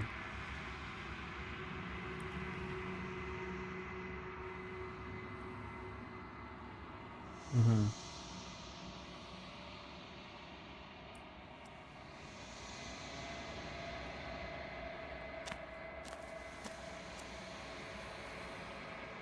Oh, let me hear what she has to say about her. Something finds me in the long quiet and brings me the gift of a fragile vessel.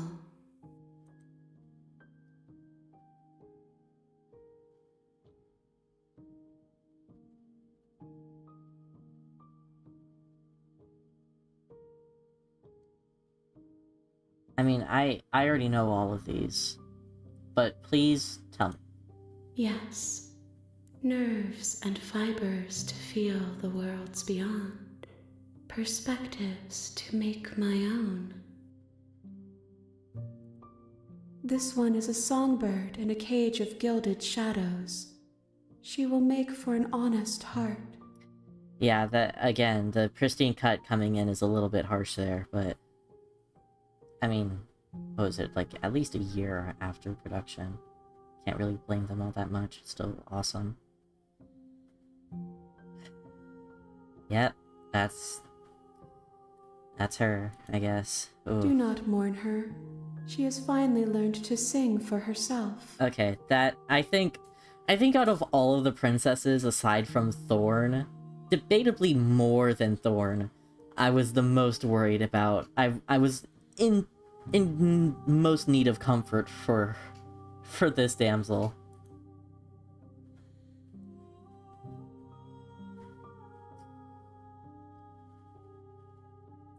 Okay.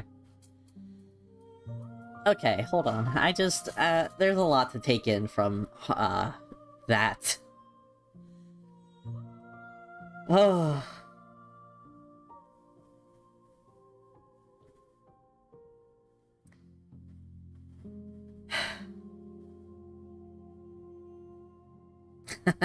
Yeah, Knight, honestly, Knight, go kiss both of them. I think it would be a welcomed change of pace for both of them.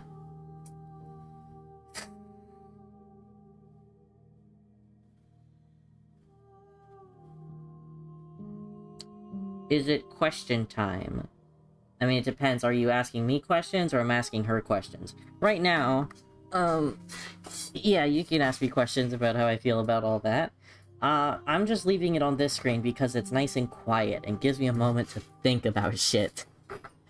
I'm also gonna check my Discord real quick in case my friend Twiley has said anything. I think Twiley's in chat, but, you know, just want to check in on BFF.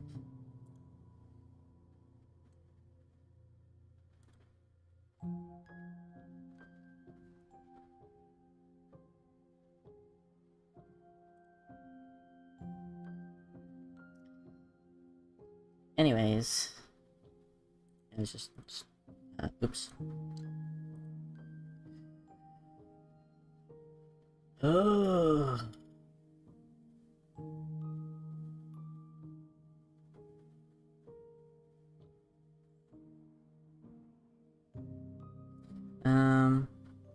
Okay, so what do you think about the shifting mount? Shifting mount's cool.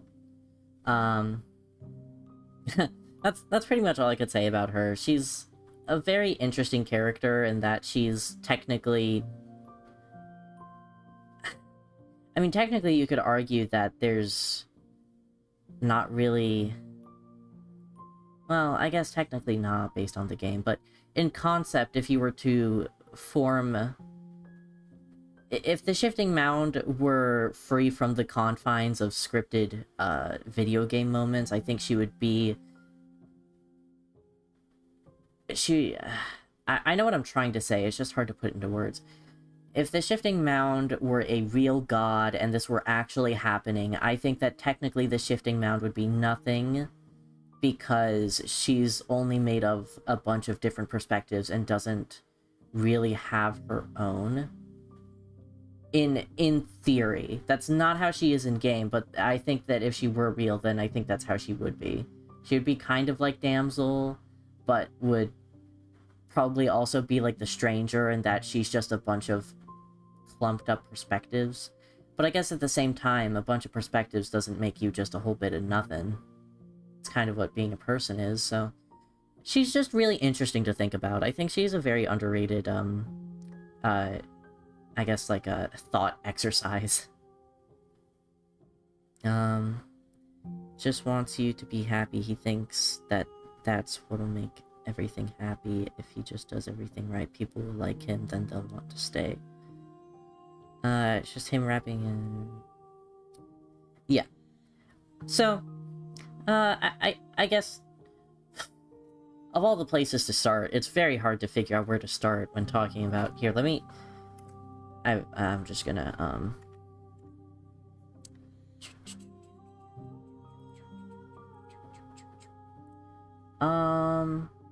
Here, I've got an idea. Let me... Properties...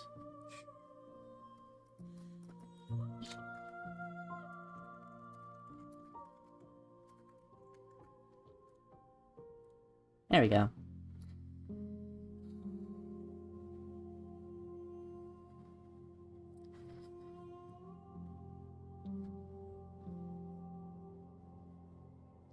Okay. For context, the quote-unquote second monitor that I have, I don't have a second monitor, it's just my iPad propped up. The second monitor that I have, where I'm looking at chat, is over here. And then you guys are over there, for realsies. It's really hard to figure out where to start talking about all that. Which is why I like to pause in the middle of actually going through routes and saying things as I get to them. Because otherwise I'm going to forget them before I can get to like a proper point to chat about them. Or it's just going to be way too much stuff to talk about.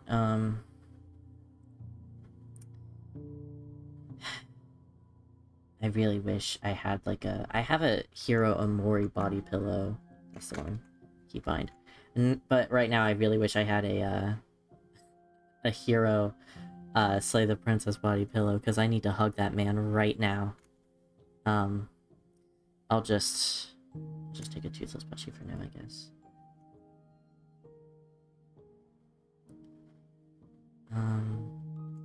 Is it perhaps the controlling relationship? I mean, let's not beat around the bush here. Let's just say it as it is. Happily Ever After is supposed to be a depiction of Smitten and Damsel being in an abusive relationship. I think we can all agree on that pretty concretely. And it's interesting to me because I feel like a lot of times in media when abuse is depicted, a lot of times it's shown as the abuser specifically having bad intentions. I feel like it's kind of rare nowadays that we see abuse depicted with people having the best of intentions, but still being abusers. Which I think is what Smitten is. I think Smitten definitely has the best intentions, but he ends up being an abusive guy. They just aren't communicating. Listen. Yeah, an unintentional love bomber. So, okay, here's my take on it. I don't think he is intentionally abusing her.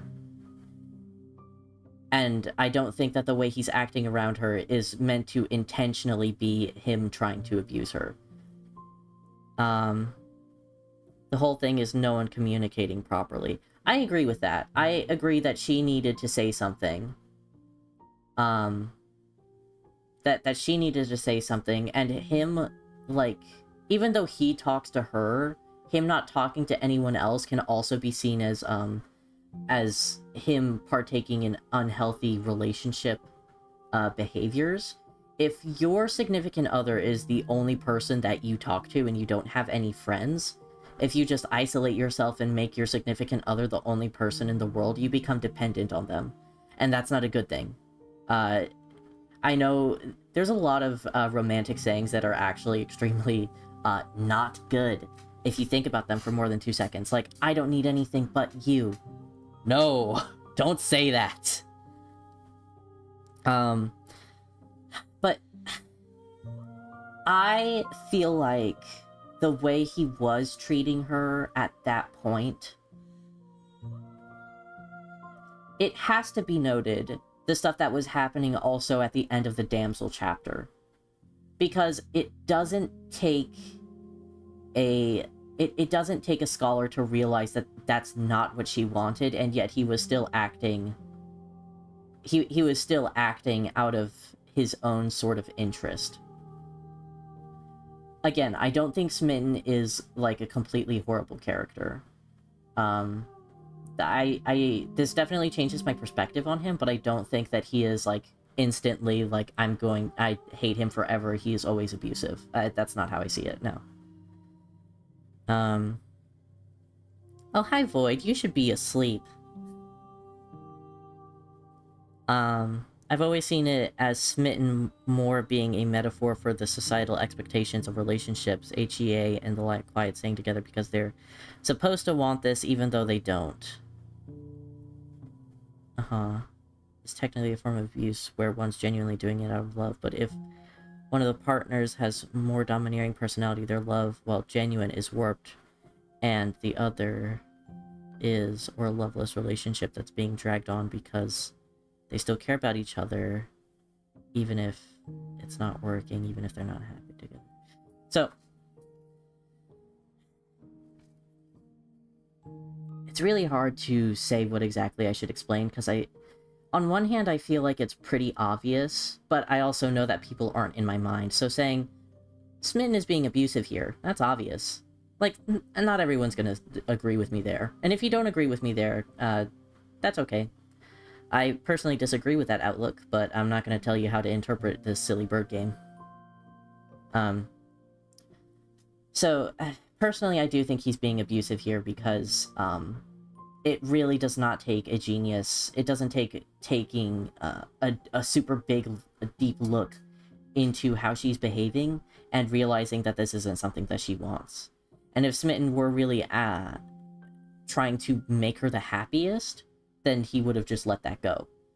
And so I think that his intention here is basically, she doesn't know that this is what she wants yet, and if I just keep giving it to her and presenting it to her, then eventually she'll figure it out.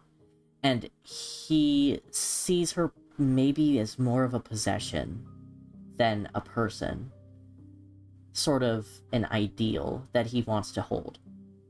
Because to Smitten, the thing that matters the most, the thing that has the most worth in the world is love. And Damsel was just the person that was around. And so she ended up getting caught up. Honestly, I don't think he would have been picky about who it was. I don't think it was exactly targeted. I think it was just unfortunate that, Damsel is just the only person that could really receive that sort of treatment. The only person who was there. Like a sort of wrong place at the wrong time kind of deal. There's also kind of the whole thing with player choices and how the voices tend to follow them. Compet Smitten Damsel is honestly a favorite interpretation of mine. That I also really like that thought as well. I'm not that one person who is like, this is my one interpretation of it, that's it. There's nothing else. I'm definitely down to more interpretations, like them being compet, super, super good. For me, though, I just end up... I know technically... No, I would... No, I'm thinking to myself, if you put HEA in a void... Haha, void. If you put it in a vacuum, and you look at simply the actions that are happening in HEA, then you can read it as much different things than how I'm reading it. The compet becomes, like, probably my top interpretation. People just trying to make a relationship work when it's not. Those are the kind of stories that really wreck me, by the way. The ones where these people start off being genuinely in love and they keep trying to fix their relationship and rekindle the spark and everything, and it's just not working because it's just not meant to happen. You can't force yourself to fall back in love, and you can't force a relationship to start working again. So I really like that interpretation as well. But the thing is, I can't view HEA in a vacuum simply because of the damsel route that happened beforehand. And the damsel route is literally directly connected. You cannot separate the two when looking at them together. Wait, what endings have you gotten? I have gotten The Princess and the Dragon, which is my #1 favorite route. It made me cry on stream, almost. Princess and the Dragon, I've seen, what are the other ones? I saw pretty much most, if not all of the game before the Pristine cut. Well, I don't really know about that. I don't know if some of the endings were in for the Pristine cut. I haven't seen anything of Hunted, I can say that for sure, even before Pristine cut. But, Princess and the Dragon, I've seen Tower, but only up to Chapter 2. I'm gonna try to aim to get further into Tower tonight. I've seen Thorn. Trying to remember off the top of my head who I've seen. Seen Thorn, obviously I've seen Witch. Oh, Razor, I've seen full Razor. All the way up to banning the narrator and all the voices and just fighting to the death, full Razor. Oh, endings, not vessels. So far the only ending that I can remember seeing completely is where you leave with the Heart Princess. I think it's called So What Do We Do Now or something like that. Razor was fun. Symbolic with how Opportunist is the voice that joins you in the direct route to HEA. I am really interested in why Opportunist is the one that comes with us. So if you want to expound upon that, I am listening super, super hard. Because that is really interesting to me. I really want to know why Oppie was here. But, so, to get back, while Dune is typing, because I don't want the chat to just come to a standstill. And I'll read it out loud once we get to it.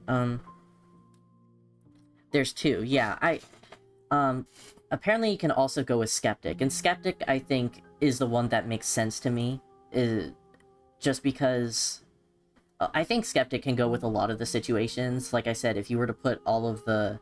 If there was a DLC that came out, and you could choose a different voice to accompany you the whole time, I feel like Skeptic would really easily fit into the same role, just because it's like... he's just instantly distrusting, and I think that pairs well with the idea that most players have going into it. Most players aren't just gonna be like, okay, let's do this. A lot of them come into it skeptic. Opportunist is symbolic of how you are taking advantage of Damsel and Smitten. I kind of view the voices not being exactly their own people, since their different perspectives of the long quiet holds different experiences. Their trains of thoughts, feelings, I end up just defaulting to seeing the voices as their own people. I just kind of default to that.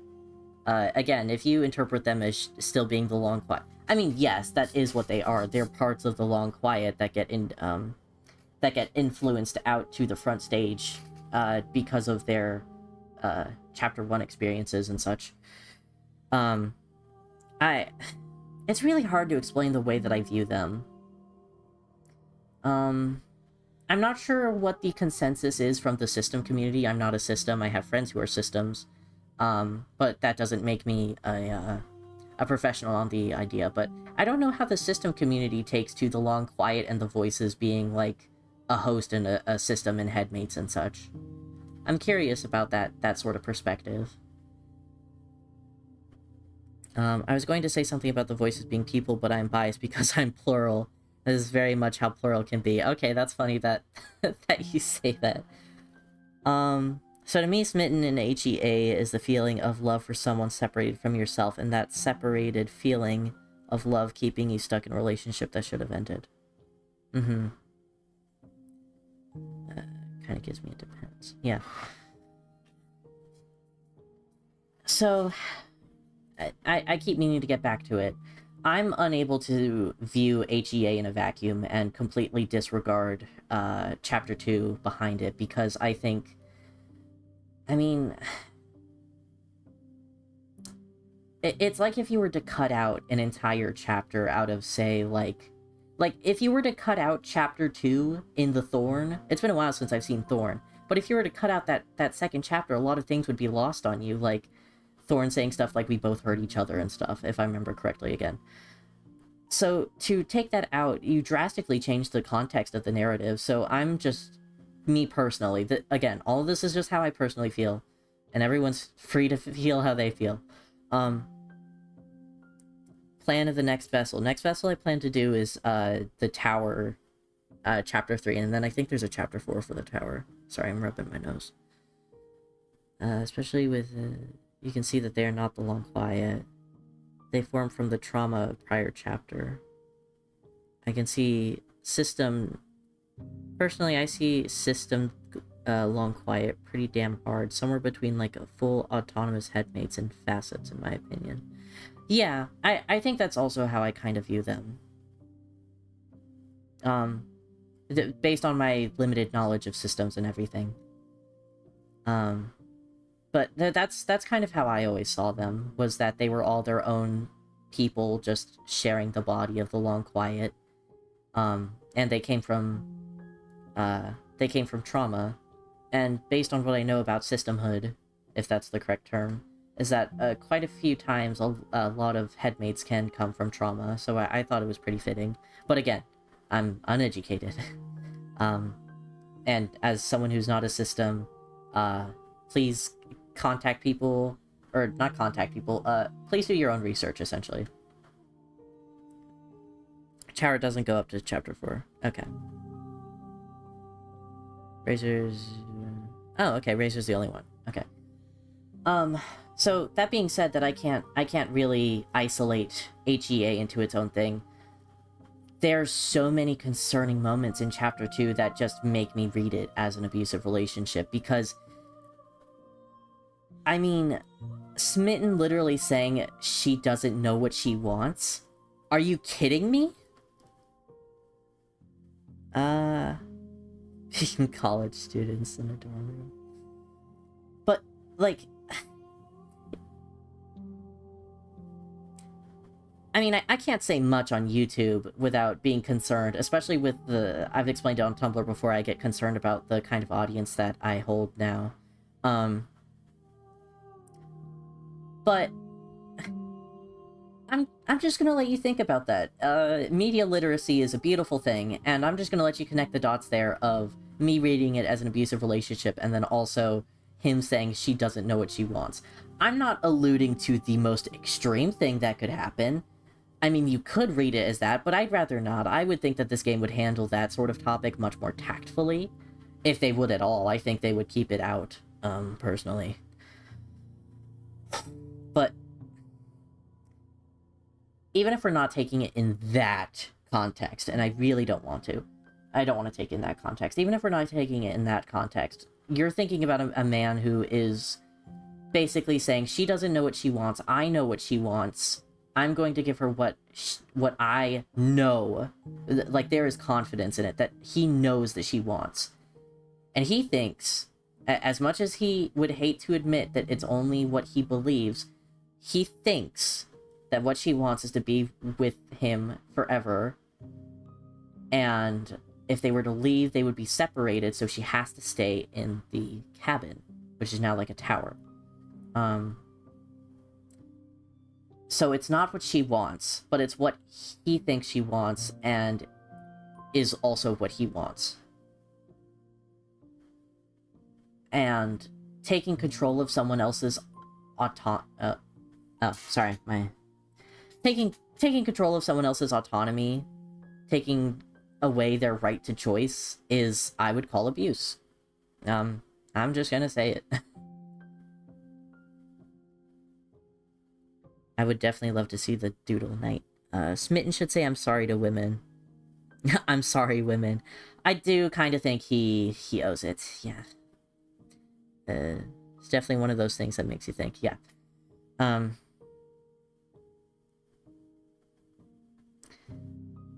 And, again, this... I still really love Smitten. I still love him as the goofy guy he is in Chapter 2. Thanks, Nate. It's just sort of a... I'm about to stir the fucking pot here. Warrior Cat fans, you remember Ashfur? I definitely don't think Smitten is to the level of Ashfur. But it's just sort of uncanny, that sort of parallel. Smitten's perspective and ability to change the construct is probably one of the strongest voices. Damsel voicing that she doesn't want to do something that you as the player to yourself enter world shattering. oh no, not him. I know, I'm sorry, I said the A word. But here, listen. When you look at it, it is kind of scarily similar, at least in my opinion. Again, I don't think that Smitten is on the same level as Ashfur, but Ashfur was kind of... The difference they have is that Ashfur was a nobody before they gave him a personality in the latter half of the New Prophecy, as well as Power 3, and also, you know, the Broken Code. I'm not going to talk about the Broken Code specifically here, though. But he was just kind of a guy, and then he gained this sort of kind of out of nowhere obsessive quirk, I guess you could call it. And I kind of feel the same way about Smitten here, is that yes, there was blind devotion, but I never thought that they would take his blind devotion like all the way to at least borderline abusive behavior. I'm very surprised that they took it that way. Not in a bad way. Well, maybe in a bad way. In a sort of gray way. I'm sad because I've always viewed Smitten as this silly dude, and knowing that he has this sort of controlling side to him is kind of very sad. But at the same time, I think it's a very interesting thing to explore, because not all love is healthy, even if you have the best intentions. I think it's good that they explored that. It's just like, if I can't have you, no one can. That's also the kind of vibe that I had with how Smitten was treating the player. Just very possessive. Like, he's holding her wrists and everything, and he's holding us down as well. I'm very interested in his motivation there. Obviously, part of his motivation is that we don't get up and slay the princess. The reason why he puts the dagger around her neck is so that she always knows where it is and it's hard to take from her, because he's always with her, so if anyone were to ever try to get near her, he could just swat them away, because he has physical form. But it's just... Interesting. Interesting to me. HEA is a very beautifully and tightly written tragedy. I do find it fun that we don't get to see Smitten's perspective on things at all, simply because he refuses to... Yeah. It's bound to be awful. I think it's definitely an abusive relationship. I just think the voices more as concepts with different mechanics than their own people. Is interesting. It's too... the meta... Yeah, talking about this game is very, very hard to put into words, but it is really interesting. I really like the discussions that come from it. I'm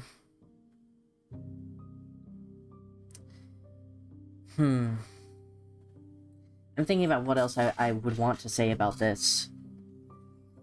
I'm just shifting in my seat when I do that, don't worry.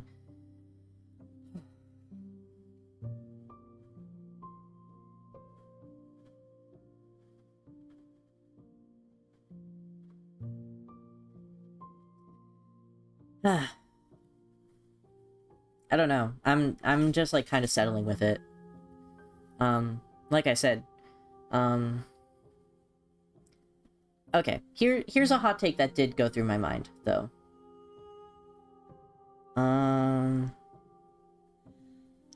Yeah, there's definitely a theme of how women are viewed weird. That's definitely a theme in The Damsel, is just... Yeah, Oppie Enjoyers going to HEA like, this is interesting. Okay, actually, I do want to talk about the misogyny theme that is within the HEA route in its entirety. I'm gonna be so TBH, I'm just gonna call it misogyny. Let's be real, guys. His need for safety turned against him, yeah. You're right. There is a very heavy theme, I'm realizing now, just the weird misogynistic theme, which is intentional. I'm not saying the writers are misogynistic. I have to clarify this because I know people are going to take it out of context and be like, you think that the writers are misogynistic? No! The media literacy these days. It's in the negatives, guys.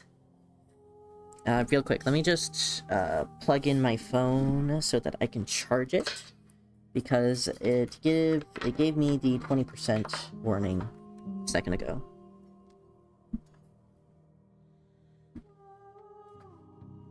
Yeah.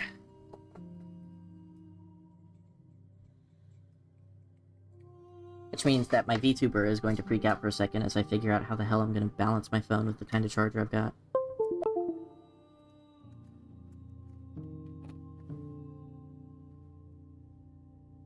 Okay. I guess that works for now.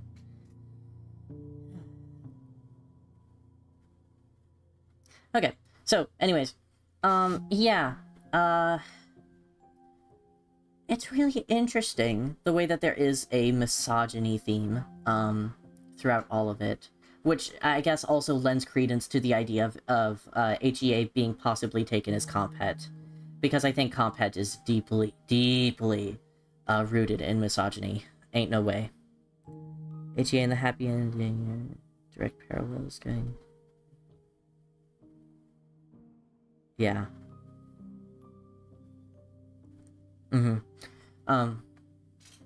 Because in the damsel route alone, obviously it's our perspective that's making things as they are. For example, the fact that she can just slip her wrists out from the chains. Like, obviously, from a lore perspective, that's simply because we perceived it to be possible. But if you look at it without that, you're seeing a woman who is completely able to free herself, but is like, I gotta wait for this guy to come over and do it for me. You know, it very much plays into the whole princess not being able to save herself in, like, if she's locked in a tower, sort of thing. And then there's also, you know, absolutely loaded, I instantly sniffed intentional misogyny in the writing when in HEA she said, "Oh, your home dinner's ready." Like, that is trad wife dialogue. Horrifying. And it really does make me think about the whole smitten thing again, because basically how she is then is exactly how he wants her. Which is just up there and kind of to himself and never leaving. These are all just interpretations, and I'm not saying for a fact that Smitten is a conservative. What a fucking sentence. Smitten.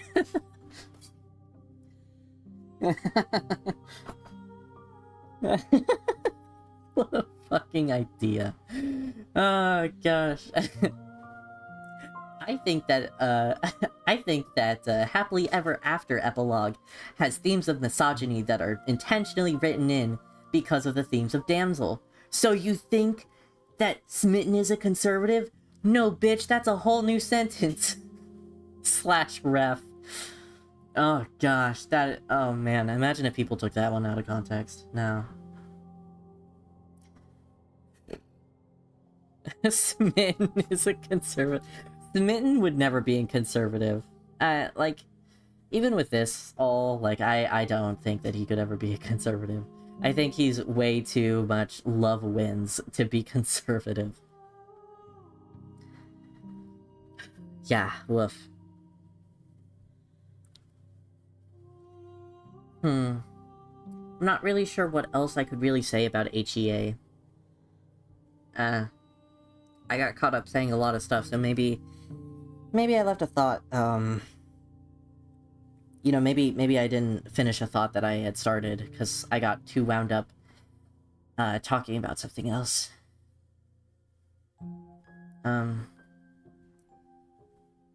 Oh, I had a hot take that I wanted to share. So, disregarding people who might dislike Smitten because his behavior, gosh, how do I word this? I thought about this when I was playing it. Let me try to put it back together.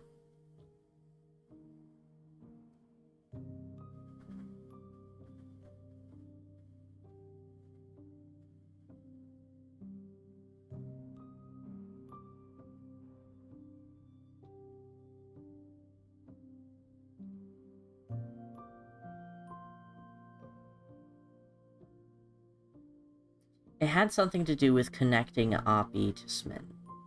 It was something along the lines of...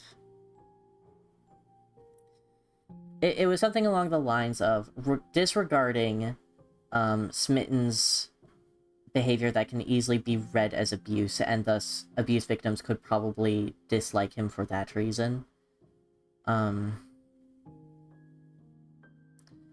It was something along the lines of, regardless of that, I don't understand how people could like Oppie but dislike HEA Smitten. But I don't remember what the connection was. And I don't know why it mattered. I don't know where it went.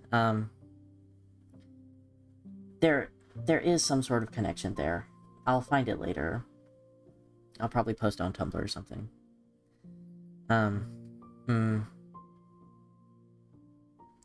HEA is very interesting. I'm like sitting here and I'm just thinking about it. What really...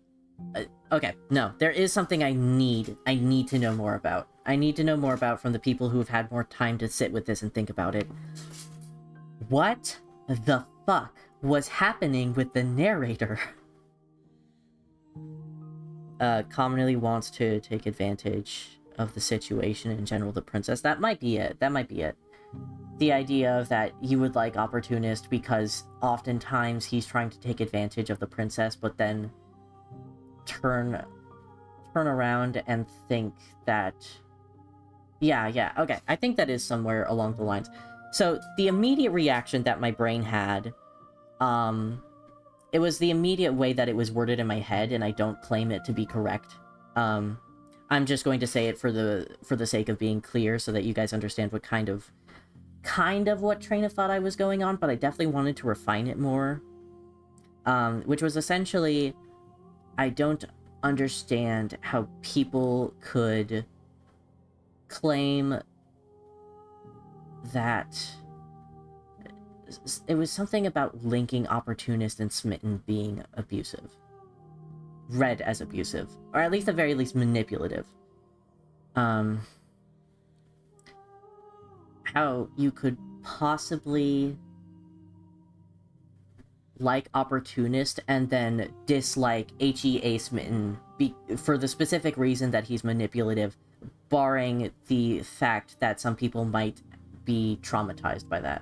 I think that was something along the lines of, to clarify, how could you like opportunist who is extremely manipulative and then claim that you absolutely despise HEA Smitten for being manipulative? But that is a very unrefined train of thought, and I understand that it's not exactly correct. I just wanted to bring it up because I think looking into it and finding better words for it is a good idea. I don't think it reflects the sort of sentiment that should be thought about. It's, again, not the greatest way to put it. I hope you understand what I'm trying to say, though. Essentially just trying to express a raw train of thought to eventually try to dig into it and see if there's anything worthy there. And if not, just being like, who gives a shit? Anyways, let me look at chat. It's been a hot minute. The narrator wants to save the world by making it so the world never changes. He realized that happily ever after is the world he wanted a stagnant world would look like, and he realized how much worse it was than an ending. My best guess is narrator saw how she was being treated and realized that slaying her would be a bad idea compared to letting her go with the decider and most likely have a good life. Narrator slowly realizing that this is what his beloved world without death would actually be like. This is what he wanted to inflict upon the world, and he feels guilt like nothing else, I think. Yeah. Those are the different... Okay. Ah, there it goes. Yep, that was bound to happen eventually. So, okay. I'm glad that we were able to get back into it, because that actually does bring me back to some thoughts that I had about the narrator that I had just completely forgotten in the midst of other things that we were talking about. So, obviously there's the interpretation of the game level interpretation, which is that he sees what it is to have a world. Basically, Smitten... That's what Dune meant. It's clicking. It's clicking to me now. Both of them did the exact same thing, where nothing ever changed, and you were just constantly happy, but it wasn't a life worth living. Okay, I get it now. I get it.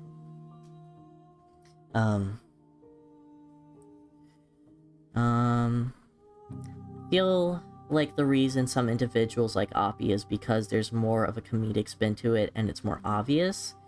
Then didn't like when Smitten in HEA was more serious. Just trying to understand the mindset of others hating on Smitten may be a bit difficult. Okay.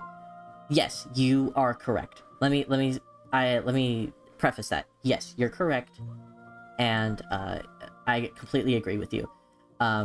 I really hope that it didn't come across me being haters on people who like Oppie and then people who dislike HEA Smitten. Do whatever you want. I am truly a person who could not care less about what kind of interpretation you have with this bird game.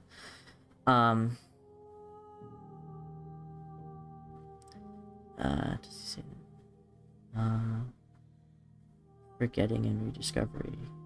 Yeah. Yeah, Oppie is much more obvious about it, which means that people are less likely to really fall for it.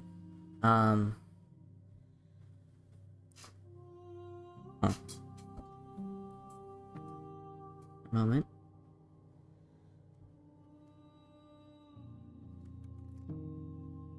Ah. Yeah, I'd do it. Sorry about that.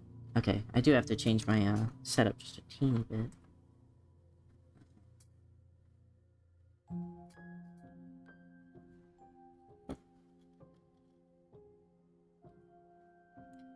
Do a balancing act with my phone. I don't really hate Smitten because of HEA. I also don't like him because of the type of... Yeah. I can understand why people would dislike Smitten now a lot more because the misogynistic themes are a lot more obvious. With HEA really putting a spotlight on it. Mm-hmm.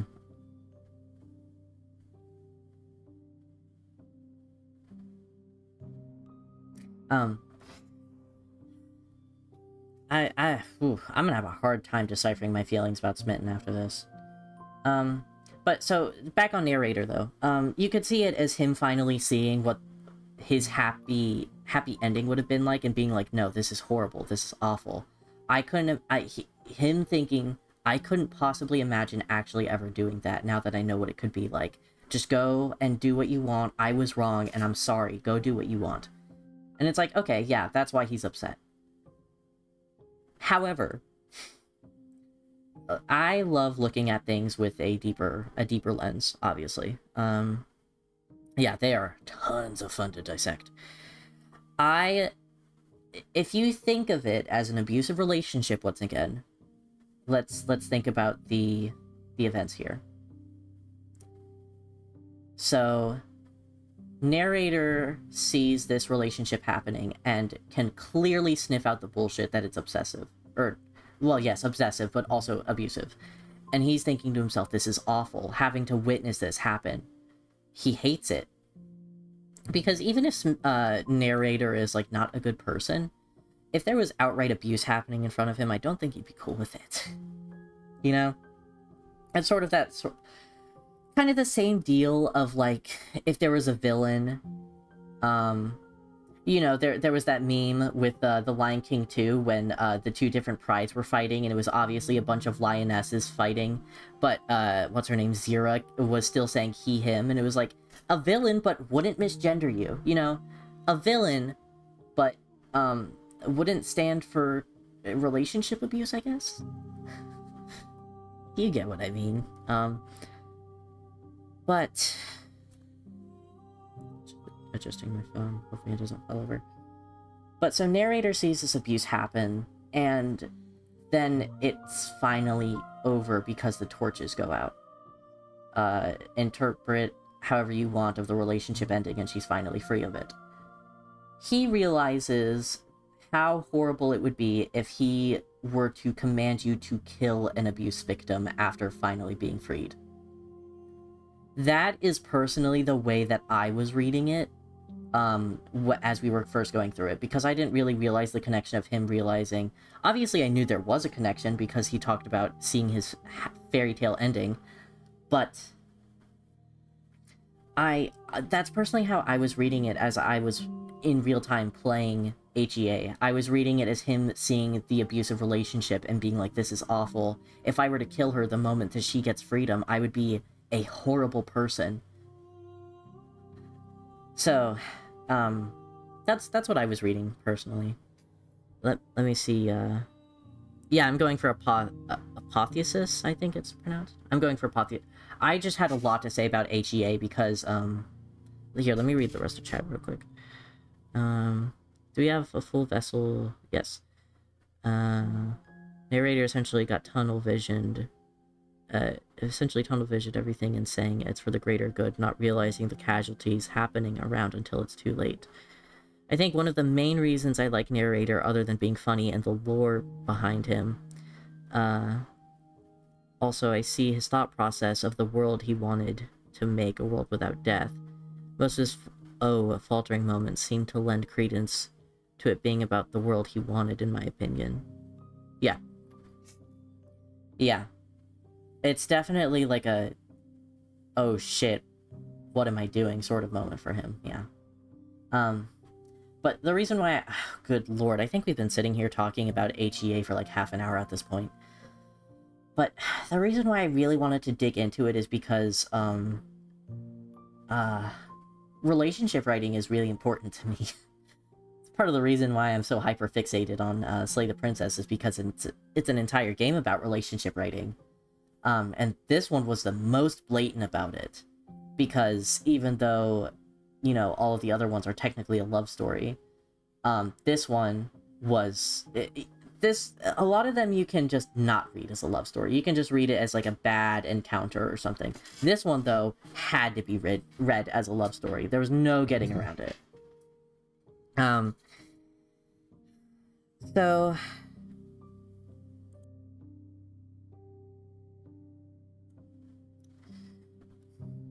So I just really wanted to dissect as much as I could, straight off the bat, while the iron was hot, so to speak.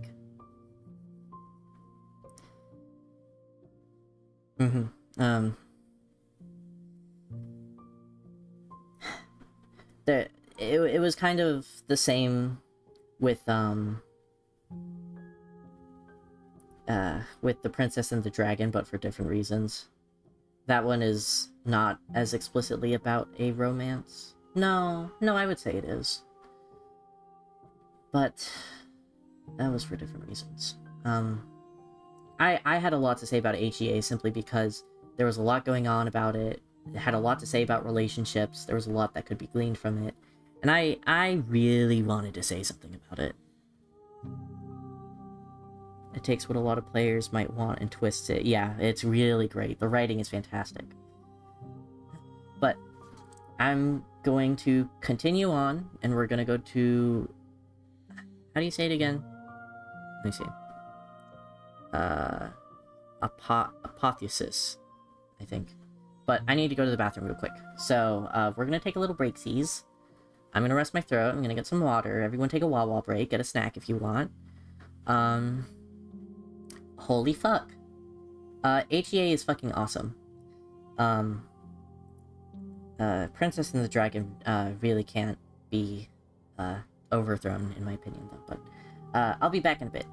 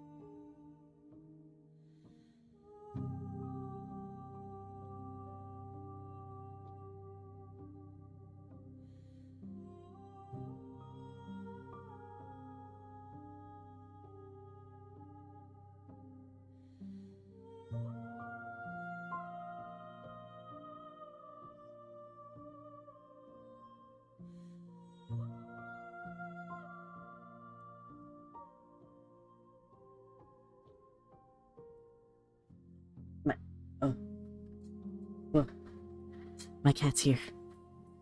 Ah. Oh. I gotta put my phone charger back in, baby. Let Baba put in their phone charger. And now, baby. Oh, move your nub. Move your nub. Oh, we struggle. Despite the nub. We live.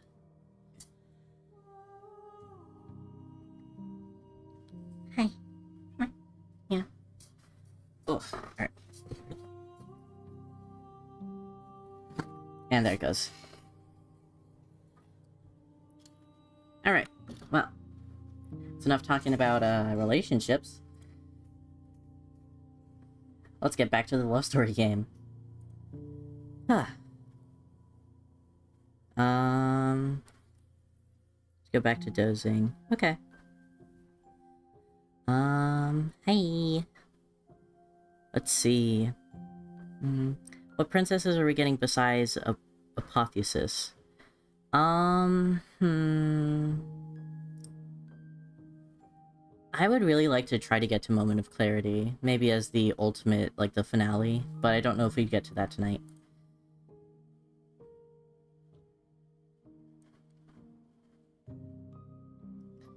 Okay.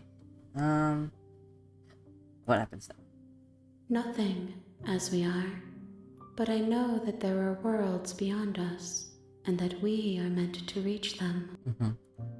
There is no exit, but this vessel is a creature of perception. She can make you forget, if only you believe her to be able There's my cat to. again. Bring me more perspectives, so that I may be whole, and perhaps then we will know our freedom. Petting my cat. You can't stop me. Okay. She asks that I tell you to remember her. You won't.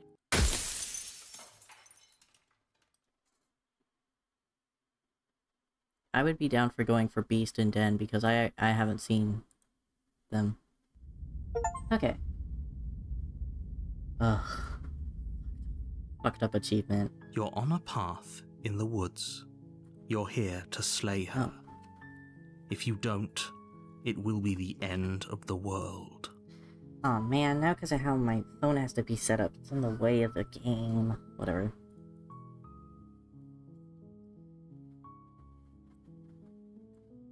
Hello, baby. Okay.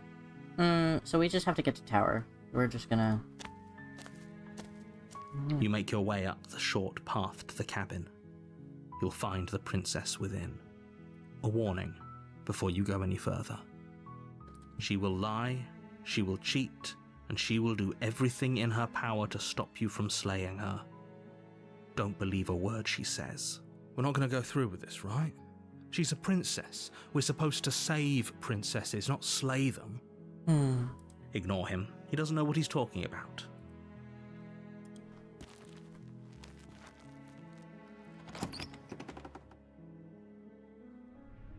The interior of the cabin is almost entirely bare.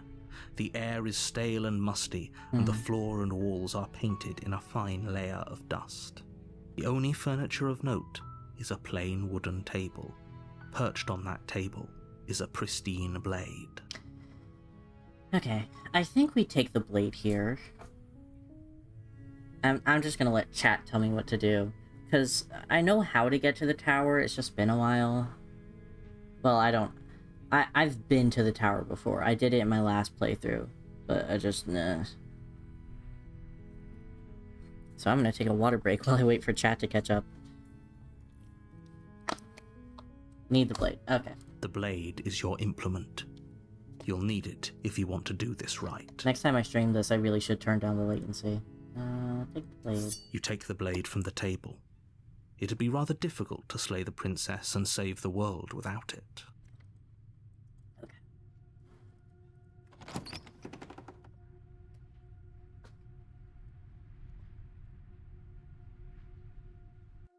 Fight her and instantly The give door up. to the That sounds basement right. creaks open, revealing a staircase faintly illuminated by an unseen light in the room below. This is her voice carries up the stairs. Who's there?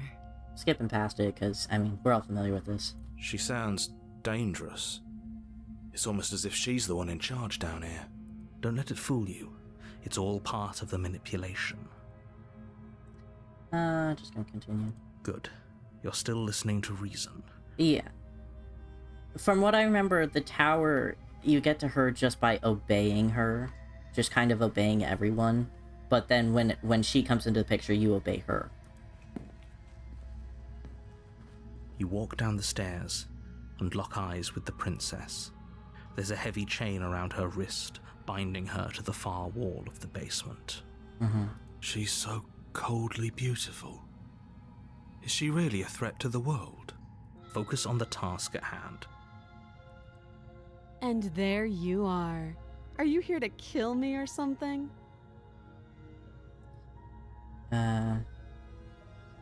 Have to hesitate and then try to slay her. Okay.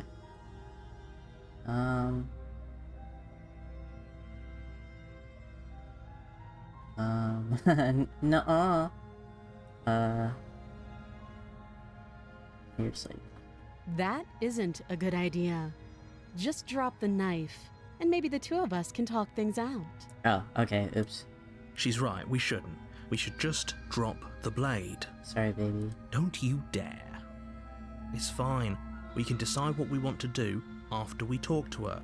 Maybe she really is a monster, but killing someone in cold blood isn't very becoming of us. This is just making me remember. I don't remember who sent it to me.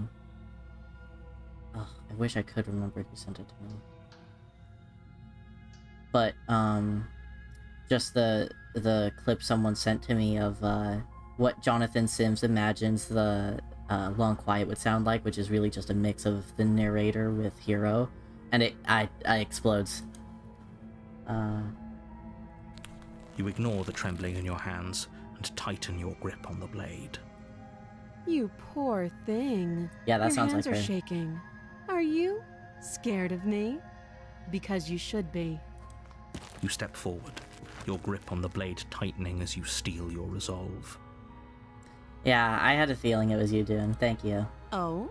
No talking then? Fine. What even makes you think you can kill me? I'm probably chained up in this basement for a reason, right? And if that knife is the only weapon you have, you'll have to get close enough to use it. So, you should just drop it. Best not to risk finding out what I can do. Okay, and then She's follow her unarmed. orders. If you hesitate now, it'll be too late. The blade tumbles out of your trembling hands and drops to the floor with an unceremonious clang. Thank you. Maybe now we can just talk.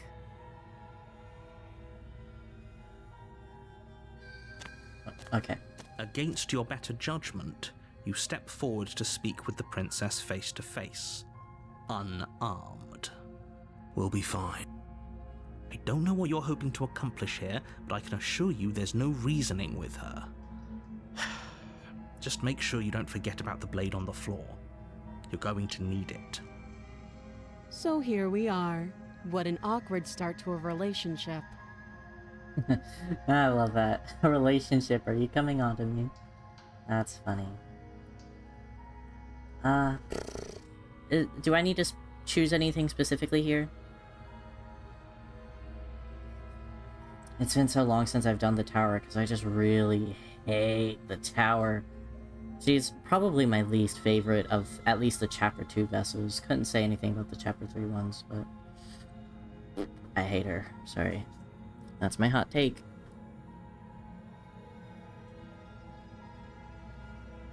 I don't think. Okay, doesn't matter. She comes on too strong, yeah, literally. I explained it in my last stream. I might do it again. Okay. She hesitates before answering. You can address me as Your Royal Highness, or Her Majesty.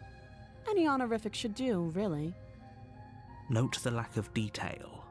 You can't trust her. I just think it's really funny at the long quiet's like, okay, I'll do what you say. What's your name? And then she responds like that, and he's like, okay, I've had enough of you. Oh, have you decided what to do with me? You know why you're here. Okay. Let me save here just in case. Oh, fuck you. Fuck you at my past self. Slay. Doubt, unfortunately, Yep, there it clouds is. your thoughts as you attempt to run her through. A moment of distraction and hesitation is all she needed to sidestep your thrust and deliver a catastrophic blow to your jaw. Oh, okay, maybe I will have to do my whole, tower spiel again, just for the sake of Dune, because... It feels like you've been hit with a sledgehammer. You can feel bone grinding on bone where your jaw has been fractured. I mean, my opinion on the matter isn't the fact of the whole community, but it seemed like when I was streaming, a lot of people shared the sentiment, so I'll go over it again once we get to her. Holy shit, that hurt! Taking him away from here. Though she's unarmed, the shock of that first strike is enough to stagger you, putting you and the princess on somewhat equal footing. Your blade slashes through the air again and again, and her fists connect with your body as many times or more, each impact as heavy as that first bone-crushing hit. We can still turn this around. Oh, my love. Give up. There it is. Are you serious? As internal bleeding sets in, the blade falls from your trembling hands, clattering to the ground uselessly. You lacked the will to finish the job, your bruised and broken body falling to its knees before her. The princess, exhausted, chest heaving with heavy breaths, tosses the blade away from you. This is the end, isn't it? Yep. Is this really the best you could do? Look at you. Completely broken. I'd be lying if I said I wasn't a little disappointed. She plants her foot on your chest and pushes you onto your back, the air leaving your lungs in a heavy puff. And then she brings her knee to your throat. She leans into it with the kind of weight you didn't think her slight frame could possibly possess, shattering your windpipe and leaving you starved for breath. It's too bad. I was looking forward to some company. Everything goes dark, and you die. Yay, we did it! You're on a path in the woods. I love Broken. And at the end of that path I'm biased. is a cabin. And in the basement of that cabin is a princess. You're here to slay her. If you don't, it will be the end of the world. It is really tragic thinking about how his character development gets erased because of the mirror. Anyways, let me just do a quick save, just in case. Okay. Okay, just gonna proceed. A warning before you go any further. She will lie. We might as well just pledge ourselves to her and stop pretending we're capable of doing anything in this situation. She probably doesn't even need to try to overpower us. Okay, so how do we continue this? Because I ended up failing the last time. Are we supposed to try to kill her? Because I think what I ended up doing was that I just completely submitted her to her, and so the route ended because I wasn't really doing anything. So I think what I have to do is I have to try to kill her. And then it's like, oh, you killed me. I shed that old shell and I've become my whole self or something. Defy her, but don't kill her. Okay. Dune, no. Killing her leads to a different route. Okay. Oh, interesting. I would be interested in that. Try defying her. Can we tone down the pessimism just a smidge? Hero. I'm not being a pessimist. I'm just being realistic. Broken, holding you so tightly. You're being annoying. Ooh, that's how you get Fury? I've also not seen Fury, so that's interesting. Interesting. Just ignore their bickering, and whatever you do, don't pledge yourself to her. I cannot stress enough how absolutely catastrophic that would be for everyone, yourself included. I agree. If she's wrongfully imprisoned, then we should rescue her, but if he's telling the truth, we shouldn't just hand her the world on a silver platter. Rescue her? Given the stakes of the situation, there isn't really a difference between rescuing her and pledging yourself to her. Either would be terrible. Broken cries? Okay. Maybe we'll explore that one next. Baby, why are you throwing my medicine off the table? My cat's angry because I've not snuggled her all day. So please, try to ignore both of those knuckleheads and focus on saving the world. Let's not make this harder than it has to be. Your mom. If that's what you want, I guess I don't have a say here. It's okay, Broken. I still love you.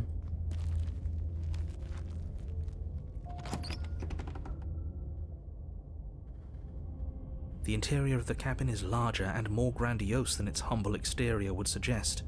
The only furniture of note is a massive marble altar with a pristine blade perched on its edge. The blade is your implement. You'll need it if you want to do this right. Why do we feel so small? Because we are small, or whatever. We don't feel small. It is. We are small. That's my attempt at a British accent, by the way. This is why I don't do voice acting. I'm gonna say it just because I missed the hero line. That's because there isn't a mirror. There's the altar, the blade sitting on the altar, and the door to the basement. There's nothing else in here. There's definitely a mirror. There isn't. Who cares if there's a mirror? We're all going to die anyway. And I'm sure that if we looked in there, we'd just see something sad and miserable looking back at us. We don't need any reminders of what we are. It would only make things worse. Sorry, I thought he was done. It's very interesting to me how, even though Hiro has so much, I don't want to say conviction, but he disagrees often with the other voices, and yet they have so much more willpower than him that if they were to look into the mirror and actually be able to see something, they probably would just see something sad and miserable because of how much will the Broken has. Interesting. For the last time, you're not going to die unless you let it happen. And luckily for you, there isn't a mirror, so no one needs to worry about confronting a grisly visage any time in the near future. Though, for what it's worth, if there were a mirror, I'm sure that you wouldn't find anything sad or miserable in it looking back at you. You probably look perfectly normal. Again, this is why I think the narrator, IRL, was just straight up a bird. Because anyone else would be like, a bird monster's not normal. Nah, narrator thinks it's normal. He's a normal guy. Probably. Do you not know what we look like? He knows. He just doesn't have the heart to tell us. Sorry, it's getting kind of late here.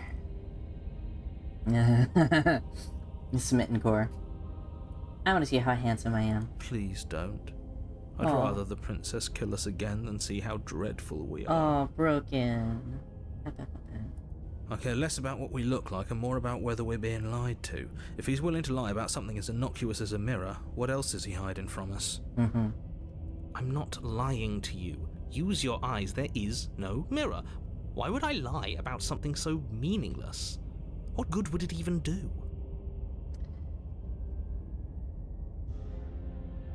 Okay, defy her, but don't kill her. So I'm assuming we probably shouldn't take the blade just to bar ourselves from possibly killing her. What do we think?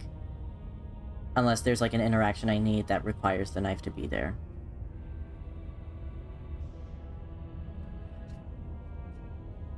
I'm gonna take a water break while chat catches up.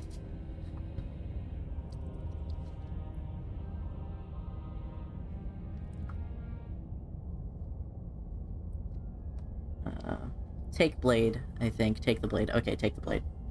Take the blade. You take the blade from the altar. It would be difficult to slay the princess and save the world without a weapon. We don't need to see the mirror. We know what's going on there. The door to the basement creaks open, revealing a spiral staircase. Its steps almost as deep as you are tall. Oh. The smell of incense drifts up from below. For a moment, You almost feel at ease. Huh. This is actually kind of nice. Oh, it's broken. I love broken. It's still a stone basement. If the princess lives here, slaying her is probably doing her a favor. Gosh. These words are gonna echo so differently in my head now because of HEA. Woof. Her booming voice rolls up the stairs. Ugh. I don't look... Listen, Nicole Goodnight's a fantastic actress. I'm not hating on her acting, I just hate the character and thus the direction that she has to act her voice in. Is that a guest I hear? Don't linger on the stairs. Come down and witness me. You weren't kidding when you said it was booming. She wasn't like this last time. Man, after the stream is done, I am going to take care of my laundry and take a shower and cuddle the hell out of that bird. We need to get down there. She wants us to see her. We need to see her. Should we be worried about your sudden change in attitude? Just a few minutes ago you were going on about how pointless everything was. Now you want to go down there. Mm-hmm. It doesn't matter what that little voice says. He's not the one making the decisions. Though if his ramblings get you to the princess, they get you to the princess. Making your way down the spiral staircase is a time-consuming and exhausting effort, every step requiring you to clamber over one edge before dropping to the next. But soon the end comes into view, and you tumble to the bottom, entering the vast, temple-like room beyond. The princess towers over you, almost glowing in the weak starlight, her figure framed by a stained glass window. Her long hair billows around her, and a chain binds her wrist to the far wall. The chain is nothing to her. It might as well be a toy for all the good it would do. I told you it was pointless to resist her. The little bird has returned to me. I wonder what he wants. You brought that knife again, even though you know it's useless. Such charming audacity. Drop it. Okay, just to be sure, Dune is the only tower liker in chat. We drop it, right? We drop it?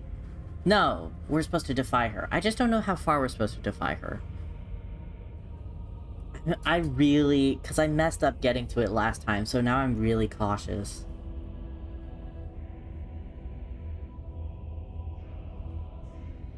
Conflicting.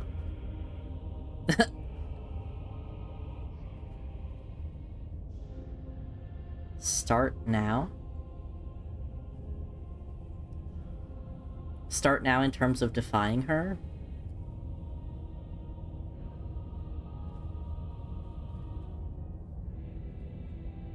Dude, I'm autistic. You gotta give me some straightforward directions here. Dune is like the...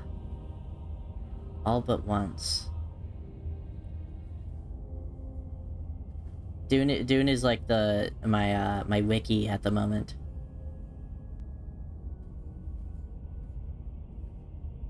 Oh, that's my cat having a hairball.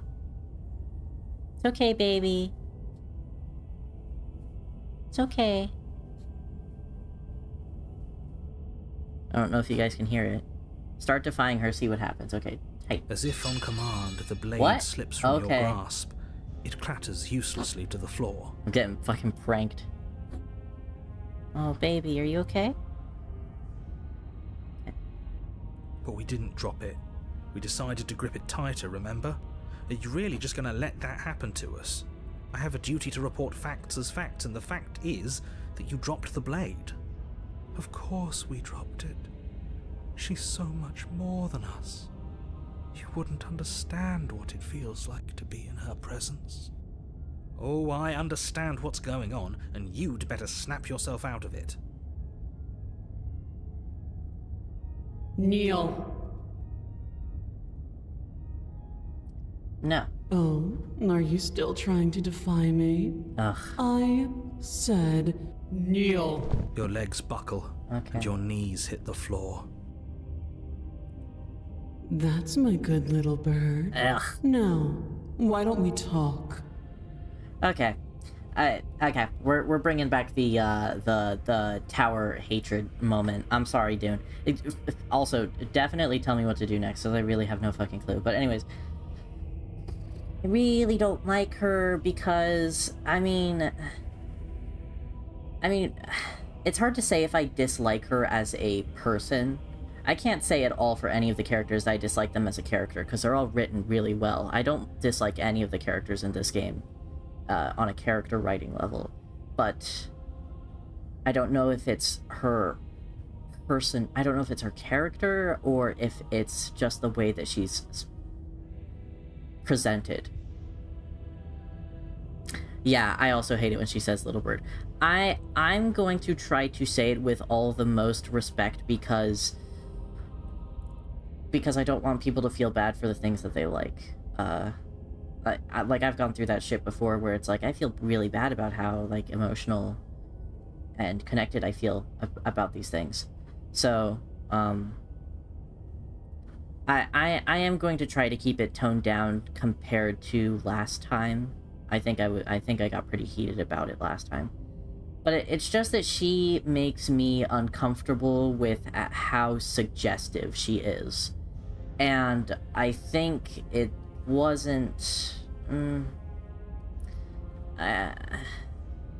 I feel like it's playing into a sort of trope that became popular that I don't really like. Again, this is something I talked about for the first time. Which is, I feel like she's kind of playing into the quote-unquote Dommy Mommy archetype, and I really dislike that. And part of the reason why I dislike it is because people will instantly go insane for that sort of thing, like they did with Lady D and RE8. And I get it. You want a character... This game obviously isn't for kids, so you're allowed to add suggestive themes and everything. And as well as that, it's probably... for the sake of covering as many bases as Slay the Princess does, it probably is good to just get some suggestive themes in there. And as well, it doesn't clash with her character. It fits perfectly well because her whole thing is domination and being in control of everything and all that. However, just putting a sexual tone onto it just is really tiring because I'm really tired of the Dommy Mommy trope. That's not the reason I like her. No, yeah, definitely not.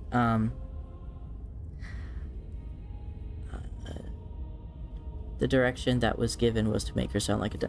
Yeah, again, I'm not saying if you like Tower, even for that reason that she is a textbook Dommy Mommy, if you like her for that reason, have at it. Have fun. Yeah, I assumed that it was for character analysis. For me, it's just a barrier I can't get over, at least at the time, as of experiencing the Tower. Maybe there'll be something in Apotheosis that will make it better. Sorry, hiccup. And possibly make me like her character more. But as it stands, I just feel extremely uncomfortable around her. I'm trying to find a better way to really word it. Because I feel like it's deeper than just I'm uncomfortable with the way that she talks to the player. It might have something to do with the hero protectiveness, but Hero is clearly not very interested in this sort of thing, from what I remember. I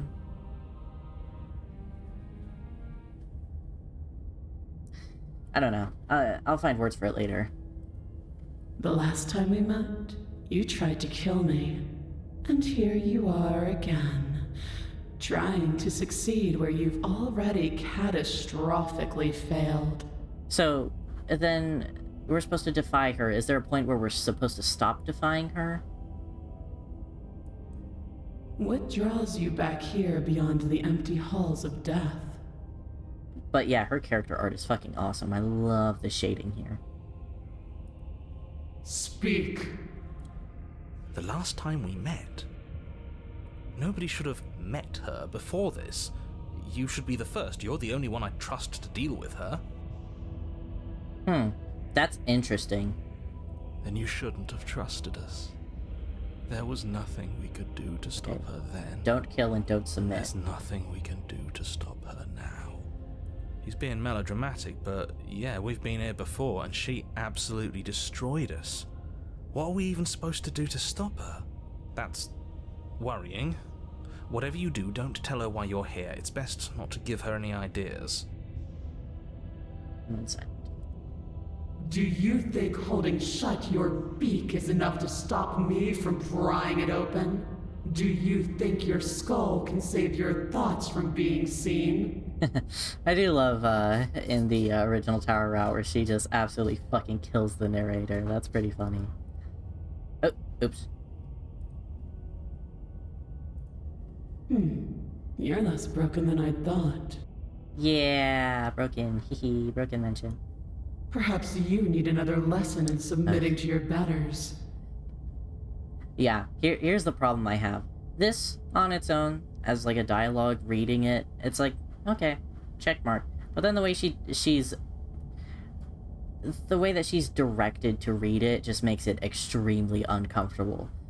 I think the word that I'm trying to look for is that since this isn't really my type of person that I would be attracted to in that sort of way, it feels like, and since it's such like a deeply like this is the POV, she's talking specifically to me, that sort of thing, it feels like unwanted sexual advances.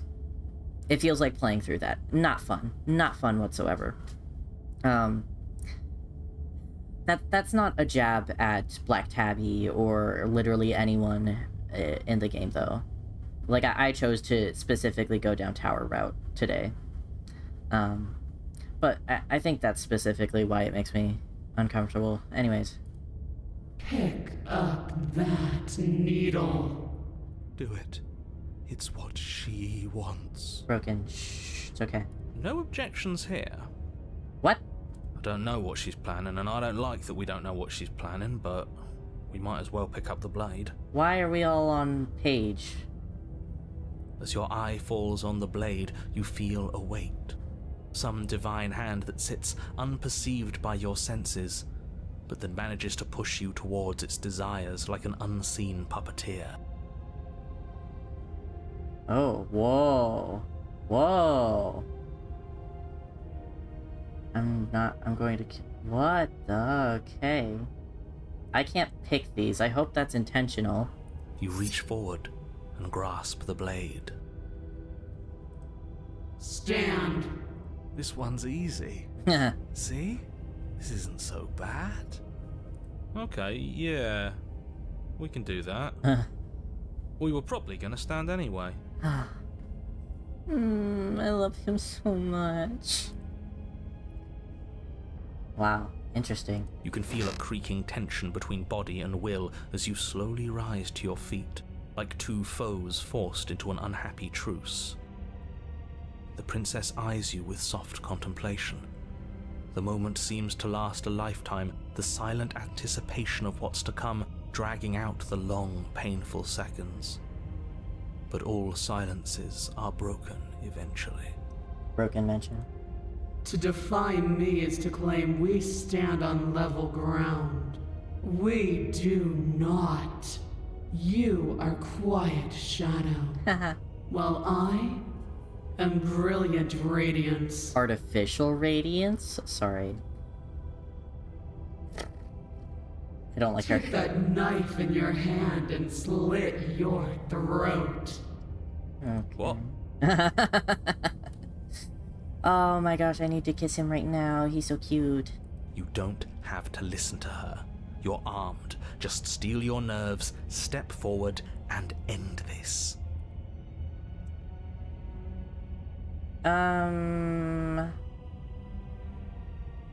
Oh, quiet. That is true. Quiet shadow. Am I supposed to click this? I'm nervous. Water break. Hee hee.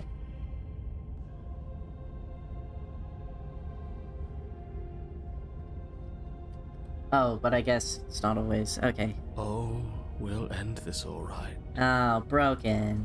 Your hand lifts the blade and brings it towards your throat. Okay, I apologize for the unclear language. End her.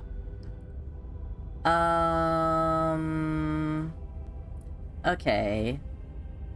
I'll ask again, even though I think I know what's gonna happen. Ugh, I love that detail as well, where you can see the bulge of the bone of the wrist. That is a really fantastic detail. Sorry, I love this, slay. I'm waiting for Dune specifically. Slay yourself, okay? No, you can't just slay yourself. You're perfectly healthy and capable, and all you have to do is ignore her and do what has to be done. The blade and the hand that wields it remain firmly locked in place until you change your mind and decide to do literally anything else. It's really funny. I have specific trauma of people telling me to unalive myself in Minecraft and all that good stuff. So having the chat just go slay yourself is really funny. It sounds like people tuned into a streamer they really hated and told them to you know, do that, and then but except it's like in Nimona times or something. Slay yourself. It's so funny. Look at you quaking against my will. An ant defying a god. No, I think it's really funny. Don't worry, guys. In medieval Twitch chat, slay yourself. It's pointless to resist. In the end, everything submits to oblivion. Don't like you looking at me like that. Me when I've got the scopophobia. But you're not the one resisting me, are you? There's something else in there. Well, who are you talking to? Are you talking to Broken, or are you talking to me? Is that a person? No. Nope. Okay. It used to be a person. It's something different now. An echo. Is she talking about you? That's impossible. She's not supposed to be able to interact with me. She's the god. You're a small one, aren't you? A shriveling little worm stretched beyond its limits, trying to control things that it can't understand. Yeah, this is the part I remember. No. What are you talking about? I don't care what you are. You're mine. Here he goes. Yeah. Oh. You bring the blade to your neck. Cool. You slice through soft flesh, severing veins and arteries, your blood flowing freely down your body. It's a painful lesson in obedience, but the pain won't last forever. Interesting how the narrator kind of sounds like Broken in that. It's funny. It's the most awkward scream ever. I mean, what are you gonna do? Screaming in pain on command is probably not the easiest thing to do. No. No! When I see you again, you'll free me from my chains and deliver me to the destiny that lies beyond this place. We will.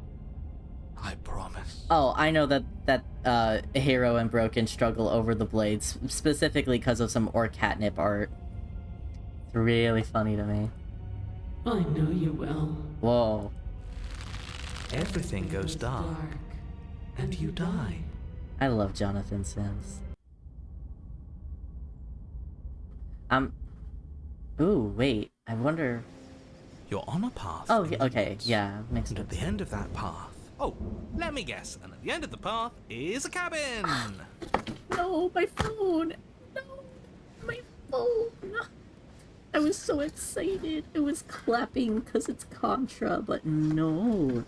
Phone has to be homophobic and fall. Stop falling. I'm trying to make it work. I'm like balancing my phone against a cat brush. What was I gonna say? Oh, I'm gonna out myself real quick just for funsies. A while ago I actually emailed Jonathan Sims because I wondered if he took freelance commission work in which he would voice characters that he's voiced before, so like the voice of the hero. And he had said no because he didn't want to possibly upset any sort of contracts that he has. And I was like, okay, that's fine. And Specifically, he had said something along the lines of, I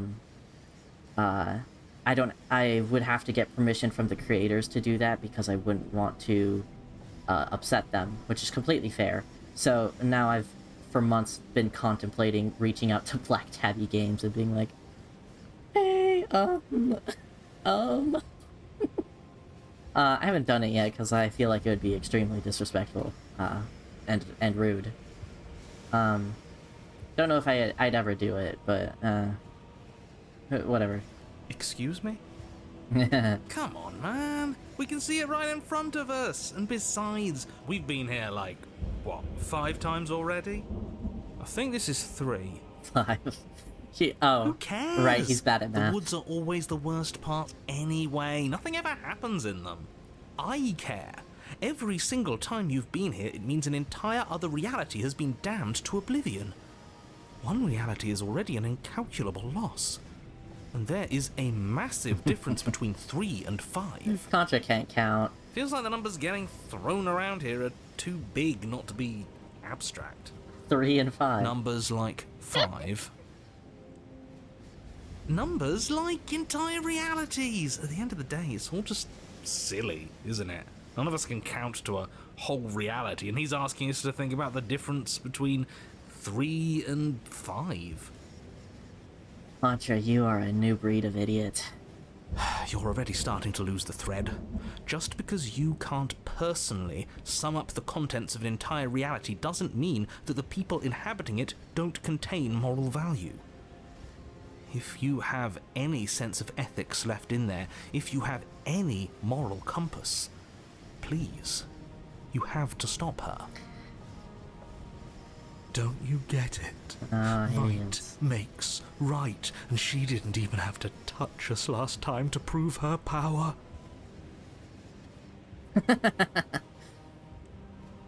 So what? Just because she made us kill ourselves, we're supposed to submit to her authority without question? I knew when to surrender to our better. You would have lost eventually anyway, and it would only have made her angry. It would only have made things worse for all of us. Out of curiosity, how do you get it so that Broken and Hero fight over control of the blade? Is it through choosing to slay her and then Broken's like, no? Ugh, now I wish I had saved. Wait, did I? Ugh, no I didn't. Unfortunate. Oh, for the love of... Can you all please just get on with it? You're not making this any easier for yourselves. Do we even have agency right now? We either do what she wants, or we do what he wants. Either way, we're listening to somebody. Please, nothing in life is a binary. Obviously, we find a third choice that nobody wants. Who needs more proof that Contrarian is non-binary? Be real. Ooh, an autosave. Okay, hold on. Save. Save over that. Load. Please, please, please. I want to see it. I want to see it. I want to see it. I want to see it. I want to see it. Your body is sluggish and unresponsive, I wanna actively see fighting it. against you, but you do your best to stagger forward. One step at a time, you move towards the princess. Slitting your throat would have been a mercy, but it seems you're in need of a harsher lesson. Ugh. Plunge that knife into your lungs. Oh no. I'm sorry. No. Don't. As you take another step No. forward, the blade digs into your ribs, slicing through flesh with ease. It somehow feels like an entirely natural thing to do, while the simple act of walking has become an arduous impossibility.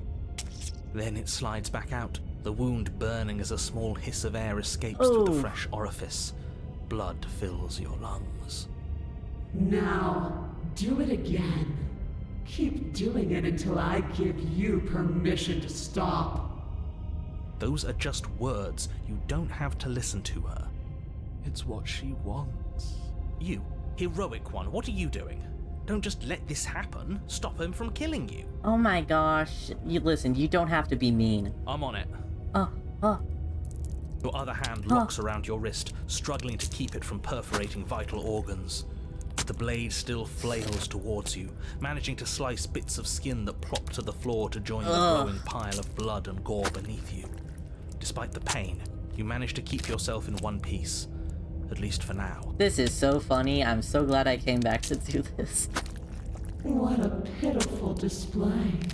A wounded little bird, thinking it can defy a god. I'm going through something. Can you hold on a moment? It doesn't have to be like this. It doesn't have to hurt so much. You can choose a gentle end. You can choose to leave that punctured vessel for the next. I'm gonna guess it's this one. Or you can pathetically struggle against yourself until the floor of this temple is painted with the bloody impressions of your futility. Fantastic poetry and vocabulary, I must say that.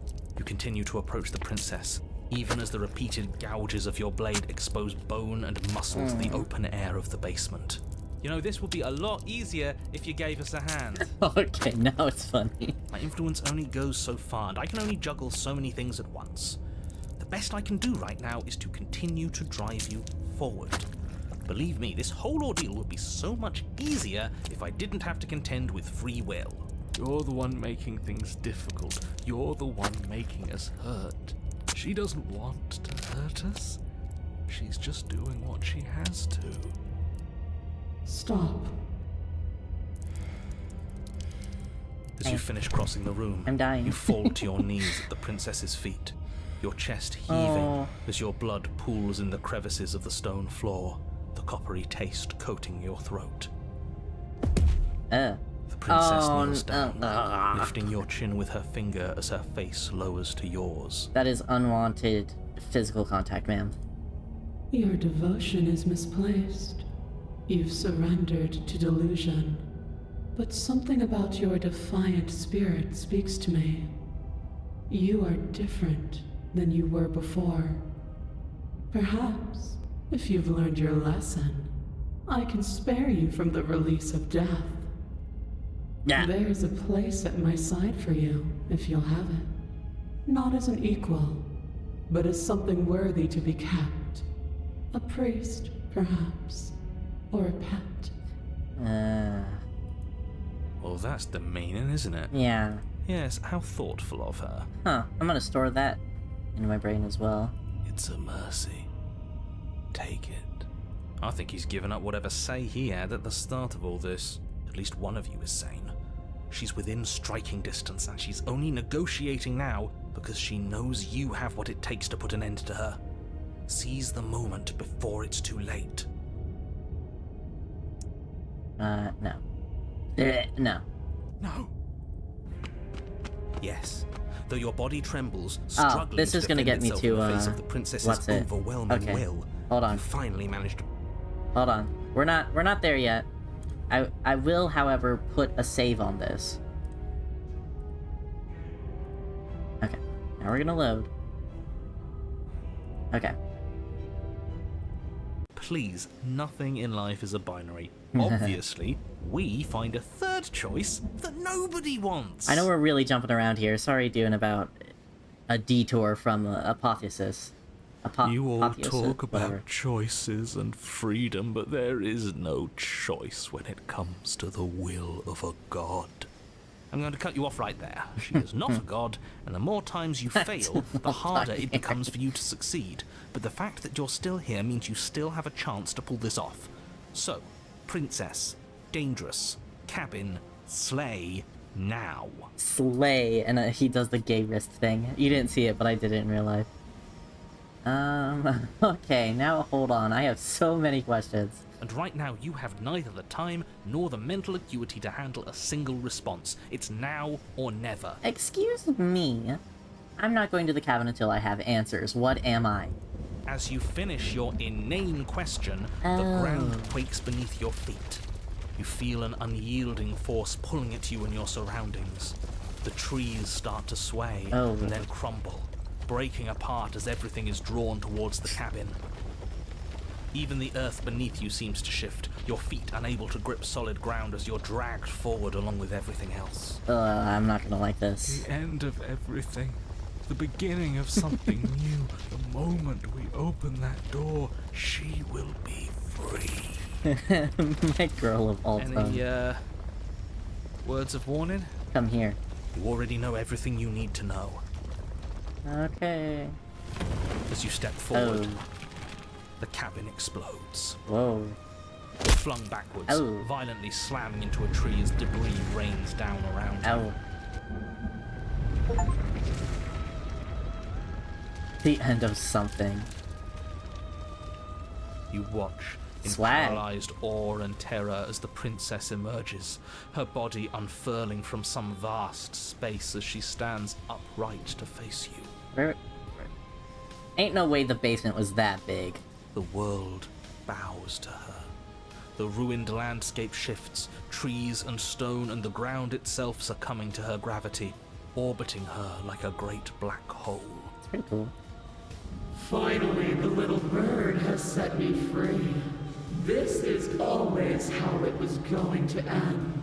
And this is always how it was going to begin. I wonder how different this would sound if they got like I'm not saying that their sound engineer was poor. Definitely not. She still sounds great. But if like it got really immersive and was just like super fucking booming. You know what I mean? Like obviously, like I said, can't blame them because they did fantastic with the budget they had. And they did fantastic regardless of the budget. I love sound design. That's the thing. I'm just imagining how cool this could sound. There's a loud thunk from hello. the tree behind you as something embeds in its shattered bark. Let me in. Your pristine blade. It's now or never. Yeah, movie theater quality. And...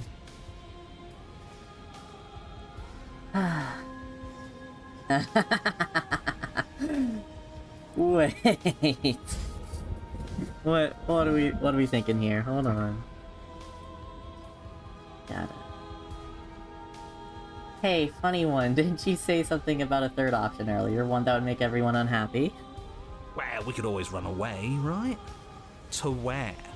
I don't know. Anywhere. You're all ruining the moment of her ascension. Have you no respect for the divine? Sorry, Broken.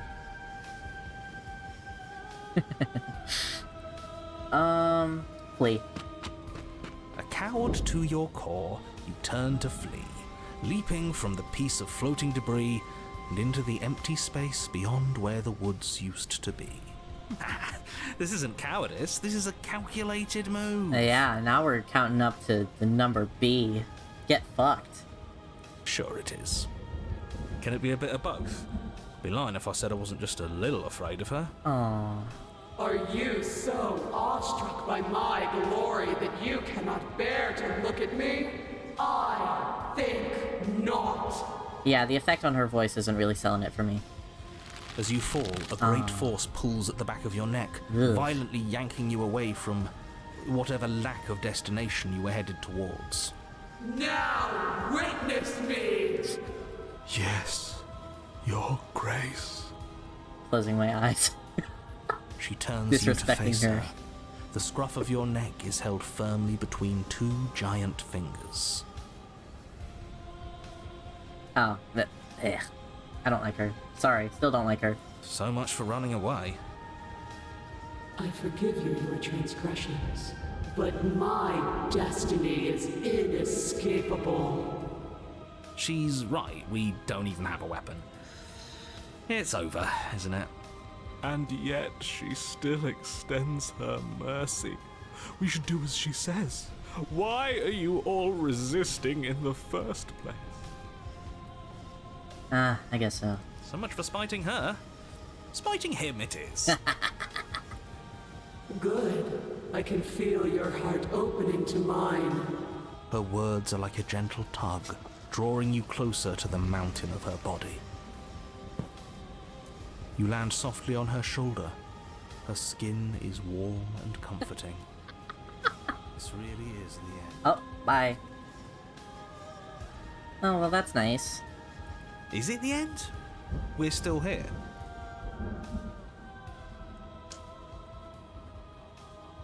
The night sky unweaves into a textured nothingness. He does not respond. Everything is gone but us and her. This is her power. This is where we're meant to be. He's really gone? Huh, that's unexpected. But he would have said something by now if he were still here. Right? Yeah. Never knew when to shut up, that one. It's part of why I liked him so much. I can't believe all it took to make him disappear was saying no once. What happens now? This world is but an illusion, keeping us from my ascension. A play of shadows dancing on the wall. Oh. I have to move my phone out of the way. The princess reaches forward into the textured nothing and buries her fingers in its divine flesh. Her touch is soft. Are we able to feel it? Because that's technically us. The flame may be snuffed, but the wall remains. This isn't just for my glory. You are a part of this now. Okay, I'm starting to get it, dude. See? This is nice. We're safe. She's helping us. She's helping everyone. Oh, whoa, whoa, whoa, whoa, whoa, whoa, whoa, whoa, whoa, whoa. Her grip tightens and somehow you feel it. The pain sits at the limits of your comprehension, like the endless sea of hands falling on you, one after another, before finally collapsing in on themselves. You lose yourself in the darkness.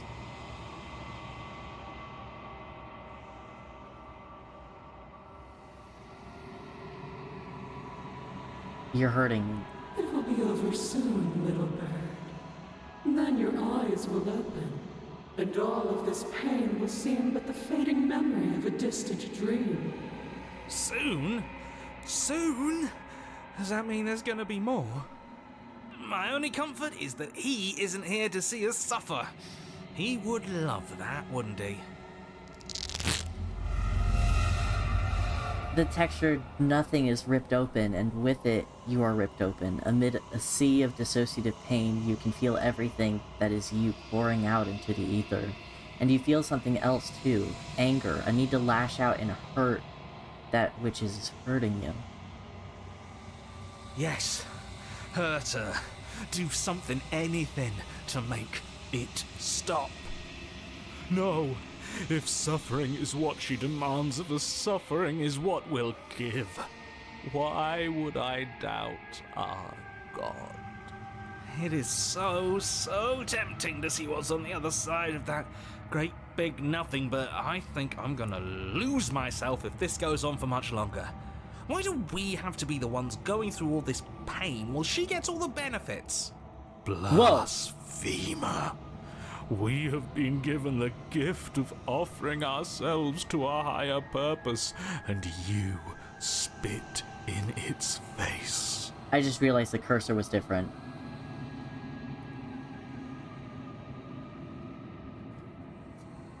You know what I'm doing.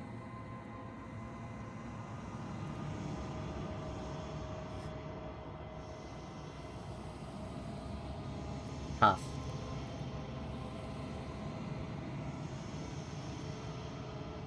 Of course, as the hero kisser, I'm gonna cater to him first.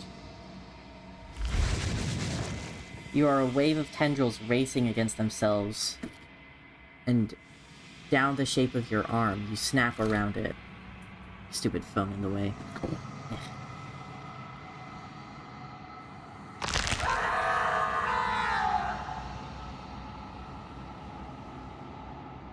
Relief as a massive burden is lifted from you. You are in one piece, you are in your body. Oh. Whoa, what the fuck is that?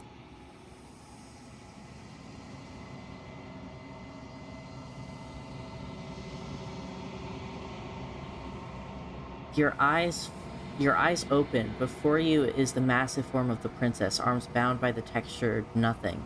Behind her, a hole in the world bleeding into something beyond, something beautiful. I knew it! That old windbag was hiding all kinds of secrets from us. There's a whole world out there. don't know what to say. It's just so beautiful. Doesn't the mere sight make all the misery worth it? It's not all that. What did you do to me? I was supposed to be perfect. I was supposed to be a god. I was all of those things. And now I'm not. All because of you. She looks up with futile sorrow at the something beautiful that sits beyond. We could have had everything. If only you had given me a little more, we could have been free on the wings of my glory. Now we're stuck here. Forever. I, for one, am perfectly happy to be stuck here forever. It's more than worth it if that's the price we paid for taking her down a peg.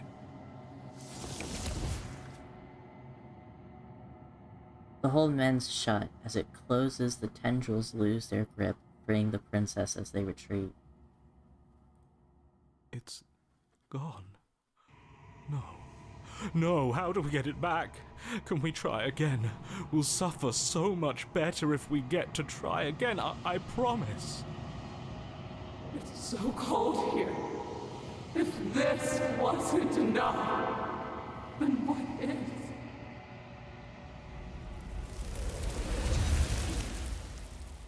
Woof.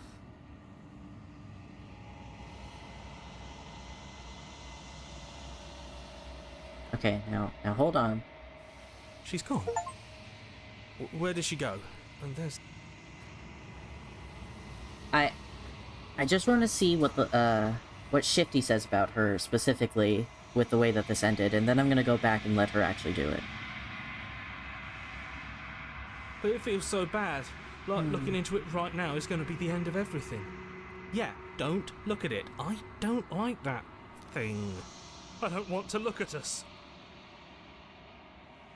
Okay. If you say so. We'll trust you. A mercy. You're not messing with us, right?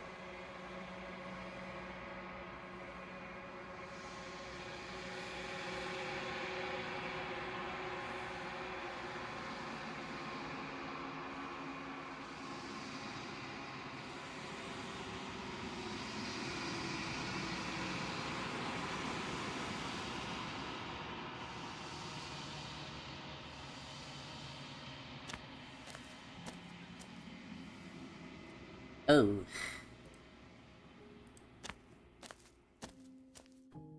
Oh. Flickering lights and empty cityscapes become pockets of vitality and movement. I am more than I was before.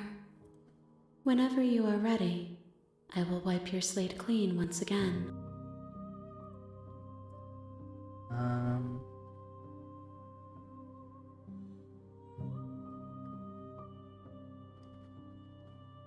Thoughts on this festival? This one sits at the cusp of awakening. A new god waiting to be born. She will make for a terrifying and divine heart. Okay. Oh, don't you dare. Okay. Sorry if you hear that bristle noise. It's literally a brush.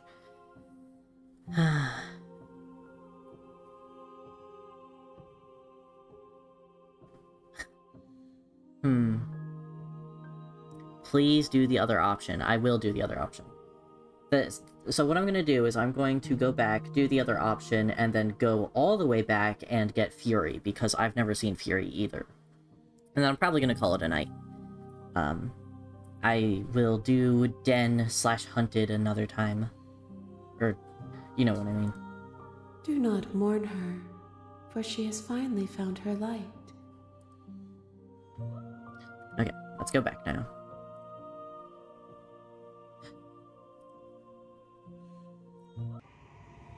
Suffer. You continue to lose important pieces of yourself. The memories of entire lifetimes lived fade away into a space where your only recollection of them is that something used to be there.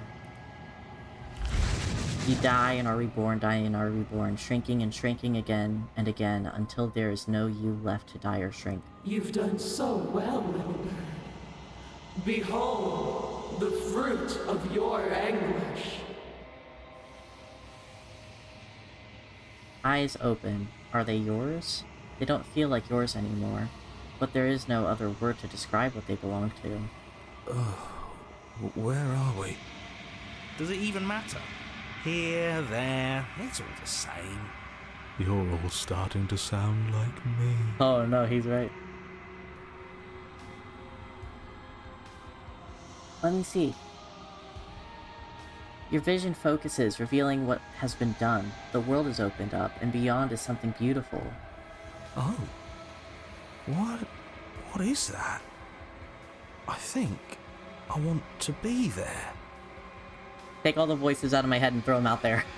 It's where we're supposed to be. Can we come back if we go there? I don't want to go there if it means we can't come back. Ah, he's such a bitch. Oh my gosh. Whoa. Whoa. It is grass. It's grass growing. The princess steps forward, bringing you both to the edge of something beautiful. It is dizzyingly vast. Looks like horsetail. But neither of you cross the threshold. There is a roaring like underground thunder. She is stopped in place. Oh, she grabbed. Were we supposed to stop? I don't think this is over. After everything I cast aside on my path to ascension, what remnant of the old could possibly be left to defy me? Yeah, oops. You look down. At the princess's feet rise a shifting mound. A mass of hands clambering over each other, crawling their way up her body. They start to pull. Oops.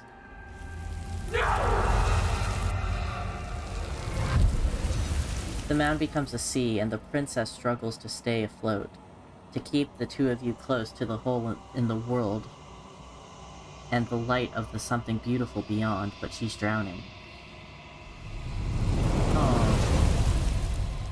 As the sea rises, she pulls you from her shoulder and holds you above the tide. You turn back to look at her. We have to be able to do something to help her. This can't be how it ends. It can't. It can't. It can't. It can't. I think this is the end. I can feel every part of me freezing over. Hands reach over hands, pulling at her face, dragging her down into their frigid depths. She's tired and life fades from her eyes. You have been the only thing I've ever known to show me grace. I am sorry if I have not shown you the same.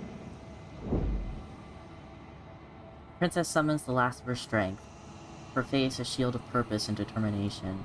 In her final act, she hurls you towards the hole in the world, towards the something beautiful beyond. Fly, little bird. Can we fly? No. No. I don't want to be somewhere she isn't. It would always be dark without her. It's what she wants for us. But can we make it? Of course we can. We can do whatever we want. And I believe in her. Oh, that sucks. But the hole seals before you can make it to the other side. If there's a time to bask in what lies beyond, it's not now.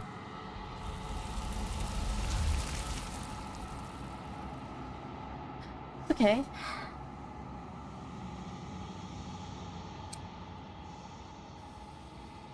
And there's that mirror again.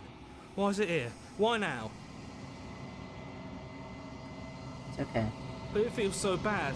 Like looking into it right now is going to be the end of everything. Yeah, don't look at it. I don't like that thing. I don't want to look at us. It's okay. Okay. If you say so, we'll trust you. A mercy. You're not messing with us, right? Okay.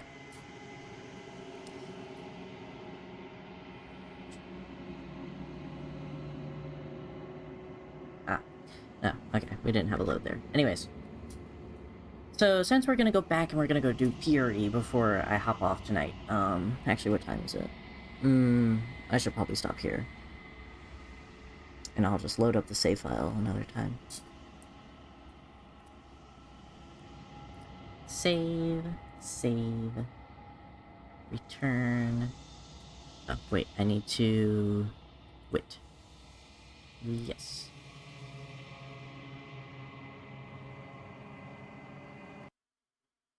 Oh, give it a minute.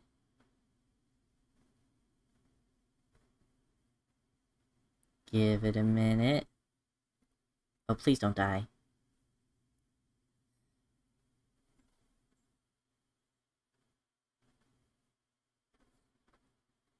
Hello? Oh, no, no, no, no, no, no, no, no, no. Oh. Oh.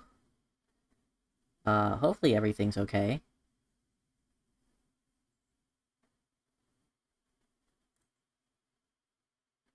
I meant to just exit to title. I guess I'll just put on some music in the background. Question mark?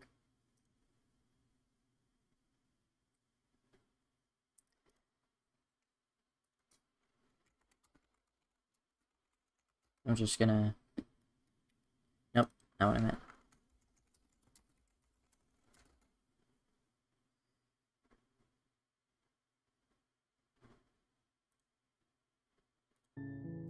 We're just gonna put on the menu music on YouTube. Okay. I love Slay the Princess, you and me both, bro. Okay. A post-construct apotheosis, whatever, is really interesting to think about because she's been forced to realize that she by herself isn't the most powerful thing in existence. And it'd be cool to see how she processes that more in depth. Especially if both her and Tower are there. She has to reflect on the ways of her younger self. They could never make me hate you, Apotheosis. Yeah, it definitely gives me more appreciation for Tower. Well, I don't know about appreciation, but I definitely have a different perspective on her now. Knowing that she actually did have good goals in mind and it wasn't completely selfish. And it is really fascinating. I really like that route, honestly. Definitely makes me tolerate Tower more. Smile. I really don't have much to say about that one, just because it was really straightforward in the way that it...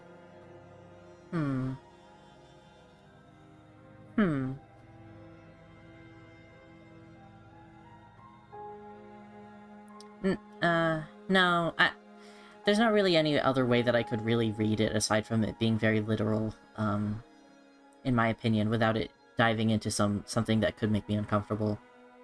I do not have the space to, like, fully articulate myself in a YouTube chat, but the main thing about Apotheosis is that she is horribly lonely. Yes, very much so. You should definitely DM me after this, because, since I'm going to be hopping off of the stream, eventually, it means I'll have time to talk before I go eepy. I'm going to take a shower after stream, but, you can definitely absolutely spam me with texts while I'm in the shower, because I really want to know all your thoughts about this. I actually... fun fact, I'm actually really... Well, not really, but I'd say half the reason why I'm streaming is because I wanted to give Dune a little present. Smile. But, I'm also streaming just because I really wanted to. I really wanted to play more. You will not be saved.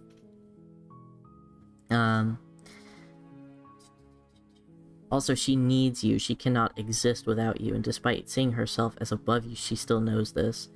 Every time I think of Tower, I always think of one of Paranoid's lines in that route. She's willing to get her freedom at the expense of ours. It is really interesting, the sort of... I feel like there's a huge difference between the Tower versus the Apotheosis. Apotheosis?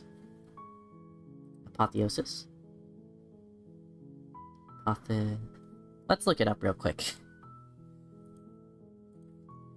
How to pronounce apotheosis?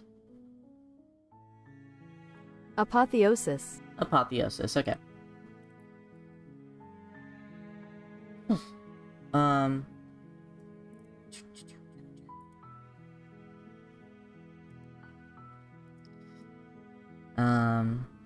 I'll be doing, yeah. But Apotheosis, I feel like there's a very big difference between who, kind of like how Damsel, Chapter 2 Damsel and HEA Damsel feel like extremely different people. I mean, time can really change a person, but a lot of times, it's not just time that changes a person, it's also external forces. So, I'm just wondering what made her change. Her being lonely, I guess her loneliness could make her change. Apotheosis or so, I can't articulate my thoughts right now, but I need to examine them under a microscope. You understand, I get it. It's a lot of bluster. She needs to cement the fact that you're under her, because elsewise you're a threat, maybe. That's a really good point. I quite like that idea. On her perspective. Okay.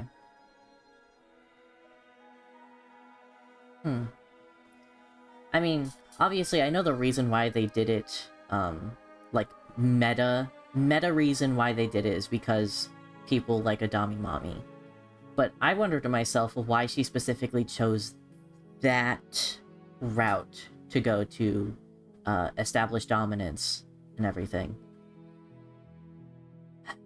She's interesting to me. She's definitely got a lot more depth now.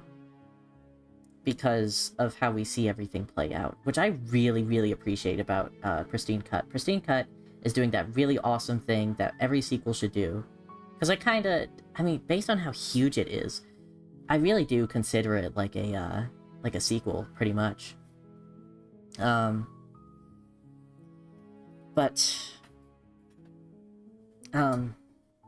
Like, it does that great thing about it, that sequel should do, which is expand upon, we get more interesting stuff about the world, and we get more interesting stuff about the characters. Sorry, my mic cut out there for a second. We get more interesting stuff about the characters that we wouldn't have gotten without it. My hot take, sort of silly but not quite, because we did HEA and you were talking about Oppie versus Smitten, is that if people are willing to forgive HEA Smitten, then why do they hate Tower/Apotheosis? That I agree with you. And the answer is that she's physical with it. Sorry, I was scratching my nose. I agree with you there. I think that both of them are pretty similar.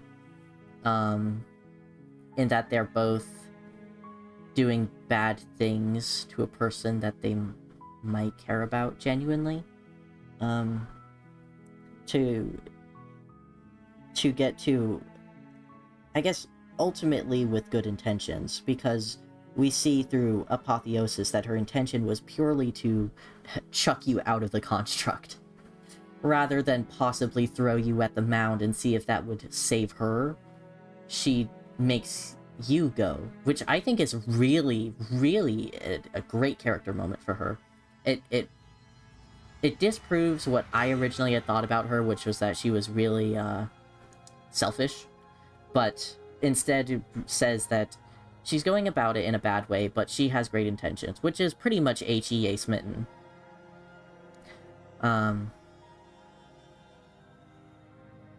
And I do think that the idea, the reason why people are more willing to forgive is because it's not... The thing is...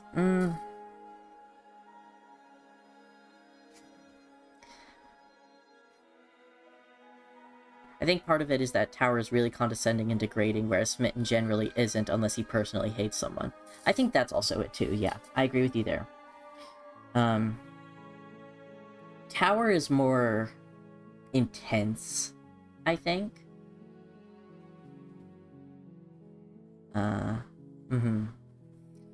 Tower, I think Tower and Apotheosis are also just more intense than Smitten, purely because Smitten has control over one person, and technically the environment that they're in.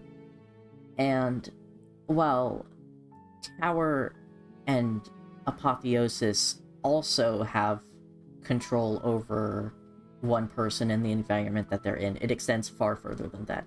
It's not just one person, it's also all the voices, and the narrator, and also the entire world and the long quiet itself. So Tower has a lot more power than Smitten, and so it can feel harder to forgive them because it feels like forgiving them is just giving them more power that they already have. Meanwhile, forgiving HEA Smitten can sort of feel like he knows what he did was wrong, and forgiveness is a second chance. Meanwhile, with a character as powerful as Apotheosis, it can feel like giving her a second chance really means nothing because she can do whatever the hell she wants. We don't hear Smitten talk directly, so there's that leeway. That's definitely a huge thing as well. Because what we get is what he's saying filtered through Damsel, which can really change what he's actually saying. He might be saying, like, she could be translating verbatim. He could be speaking in his flowery language and she just knows how to translate it. He could be saying everything and she's extracting the meaning that she relays to us from it, but he could be saying things with a very sinister or implicit undertone. So, Smitten has the barrier, the leeway of not having his exact dialogue on screen, and so we can't exactly... And also, we don't hear his tone. So, we can't really... He has a lot more wiggle room. Except we know Apotheosis can regret her actions. We don't actually know how Smitten feels about his actions specifically. That as well. Gosh, thinking about HEA again. I'll be okay. Person who has had relationship issues. Not with my current relationship, by the way. I love him. But just, ugh. Every person who's been in an abusive relationship looking at HEA like... Goodbye, chat.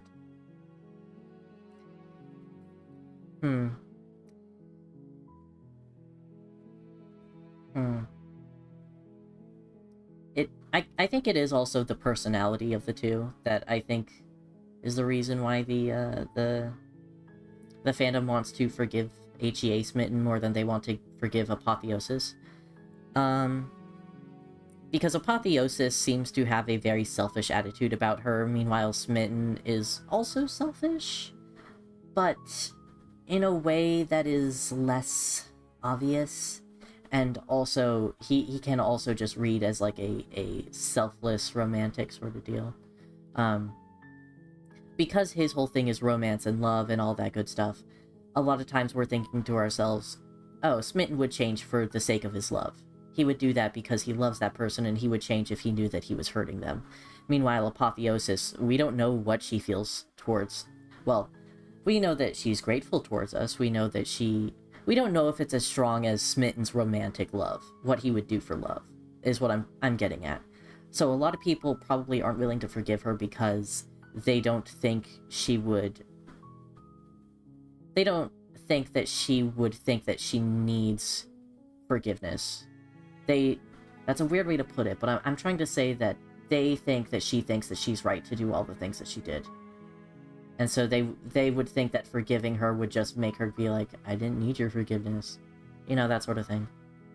Maybe Apotheosis has higher maturity, like Tower is similar to a kid who uses their indestructible force field, seeing themselves invincible, but Apotheosis learns that she isn't. That's how I read it, personally. Someone in chat said that it was like, her growing up and maturing and reflecting on the actions of her younger self, and I definitely immediately adopted that view, because I definitely read it as that. Not only is she, like, mentally... Like, she grows up not just, like, mentally and, like, but, like, literally physically she grows up. Which definitely cannot be coincidence, knowing how much the writers think about these sort of things. The fact that she is literally growing up in the Apotheosis really does say something to me. She grows, yeah. I think her design being much more mature looking also helps with that. That as well. She looked a lot older. which was interesting to me as well. Apotheosis can feel remorse and such for her actions, but she's pretty focused on attaining godhood. She is really interesting, because there seems to be two different parts of her. One part of her wants to attain godhood and be powerful and live up to that image that we saw her...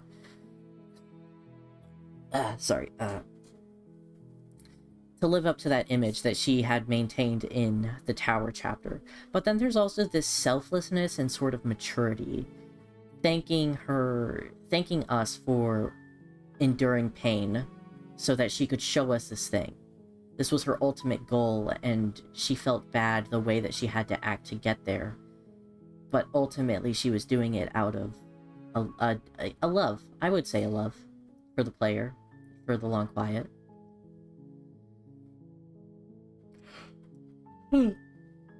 Sorry. I feel like the more godly of vessels maybe be further distance from mortality and such, since they're closer attuned to the world-ending aspects of the shifting mount. I'm having a hard time comprehending that sentence. I think I'm very hungry and very tired. I'm gonna be TBH. Sorry,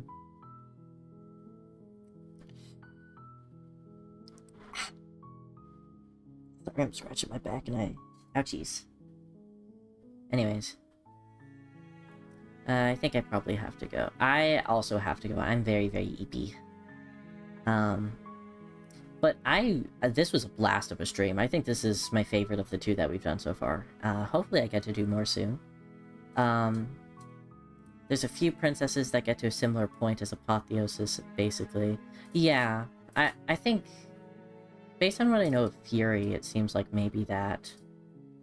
And I do really want to play Fury. I think next time I'll aim for Fury, and then hopefully the next time I play it'll be earlier in the day for Void, so then I could also play Hunted, just for him, as a little gifty. So, yeah. Basically, they're more representative of death and other destructive things that are aspects of the Shifting Mount. Gotcha. She does it partially to obtain her power of being God, but in doing so she sees how she hurt you, which may be why she throws you to see what she was trying to reach. To doodle Hunted while listening to the stream. Amen. I'm going to haunt your DMs. Okay. I look forward to that haunting. We'll get together again, hopefully sooner than last time. I didn't mean for it to take so long, I've just been really busy.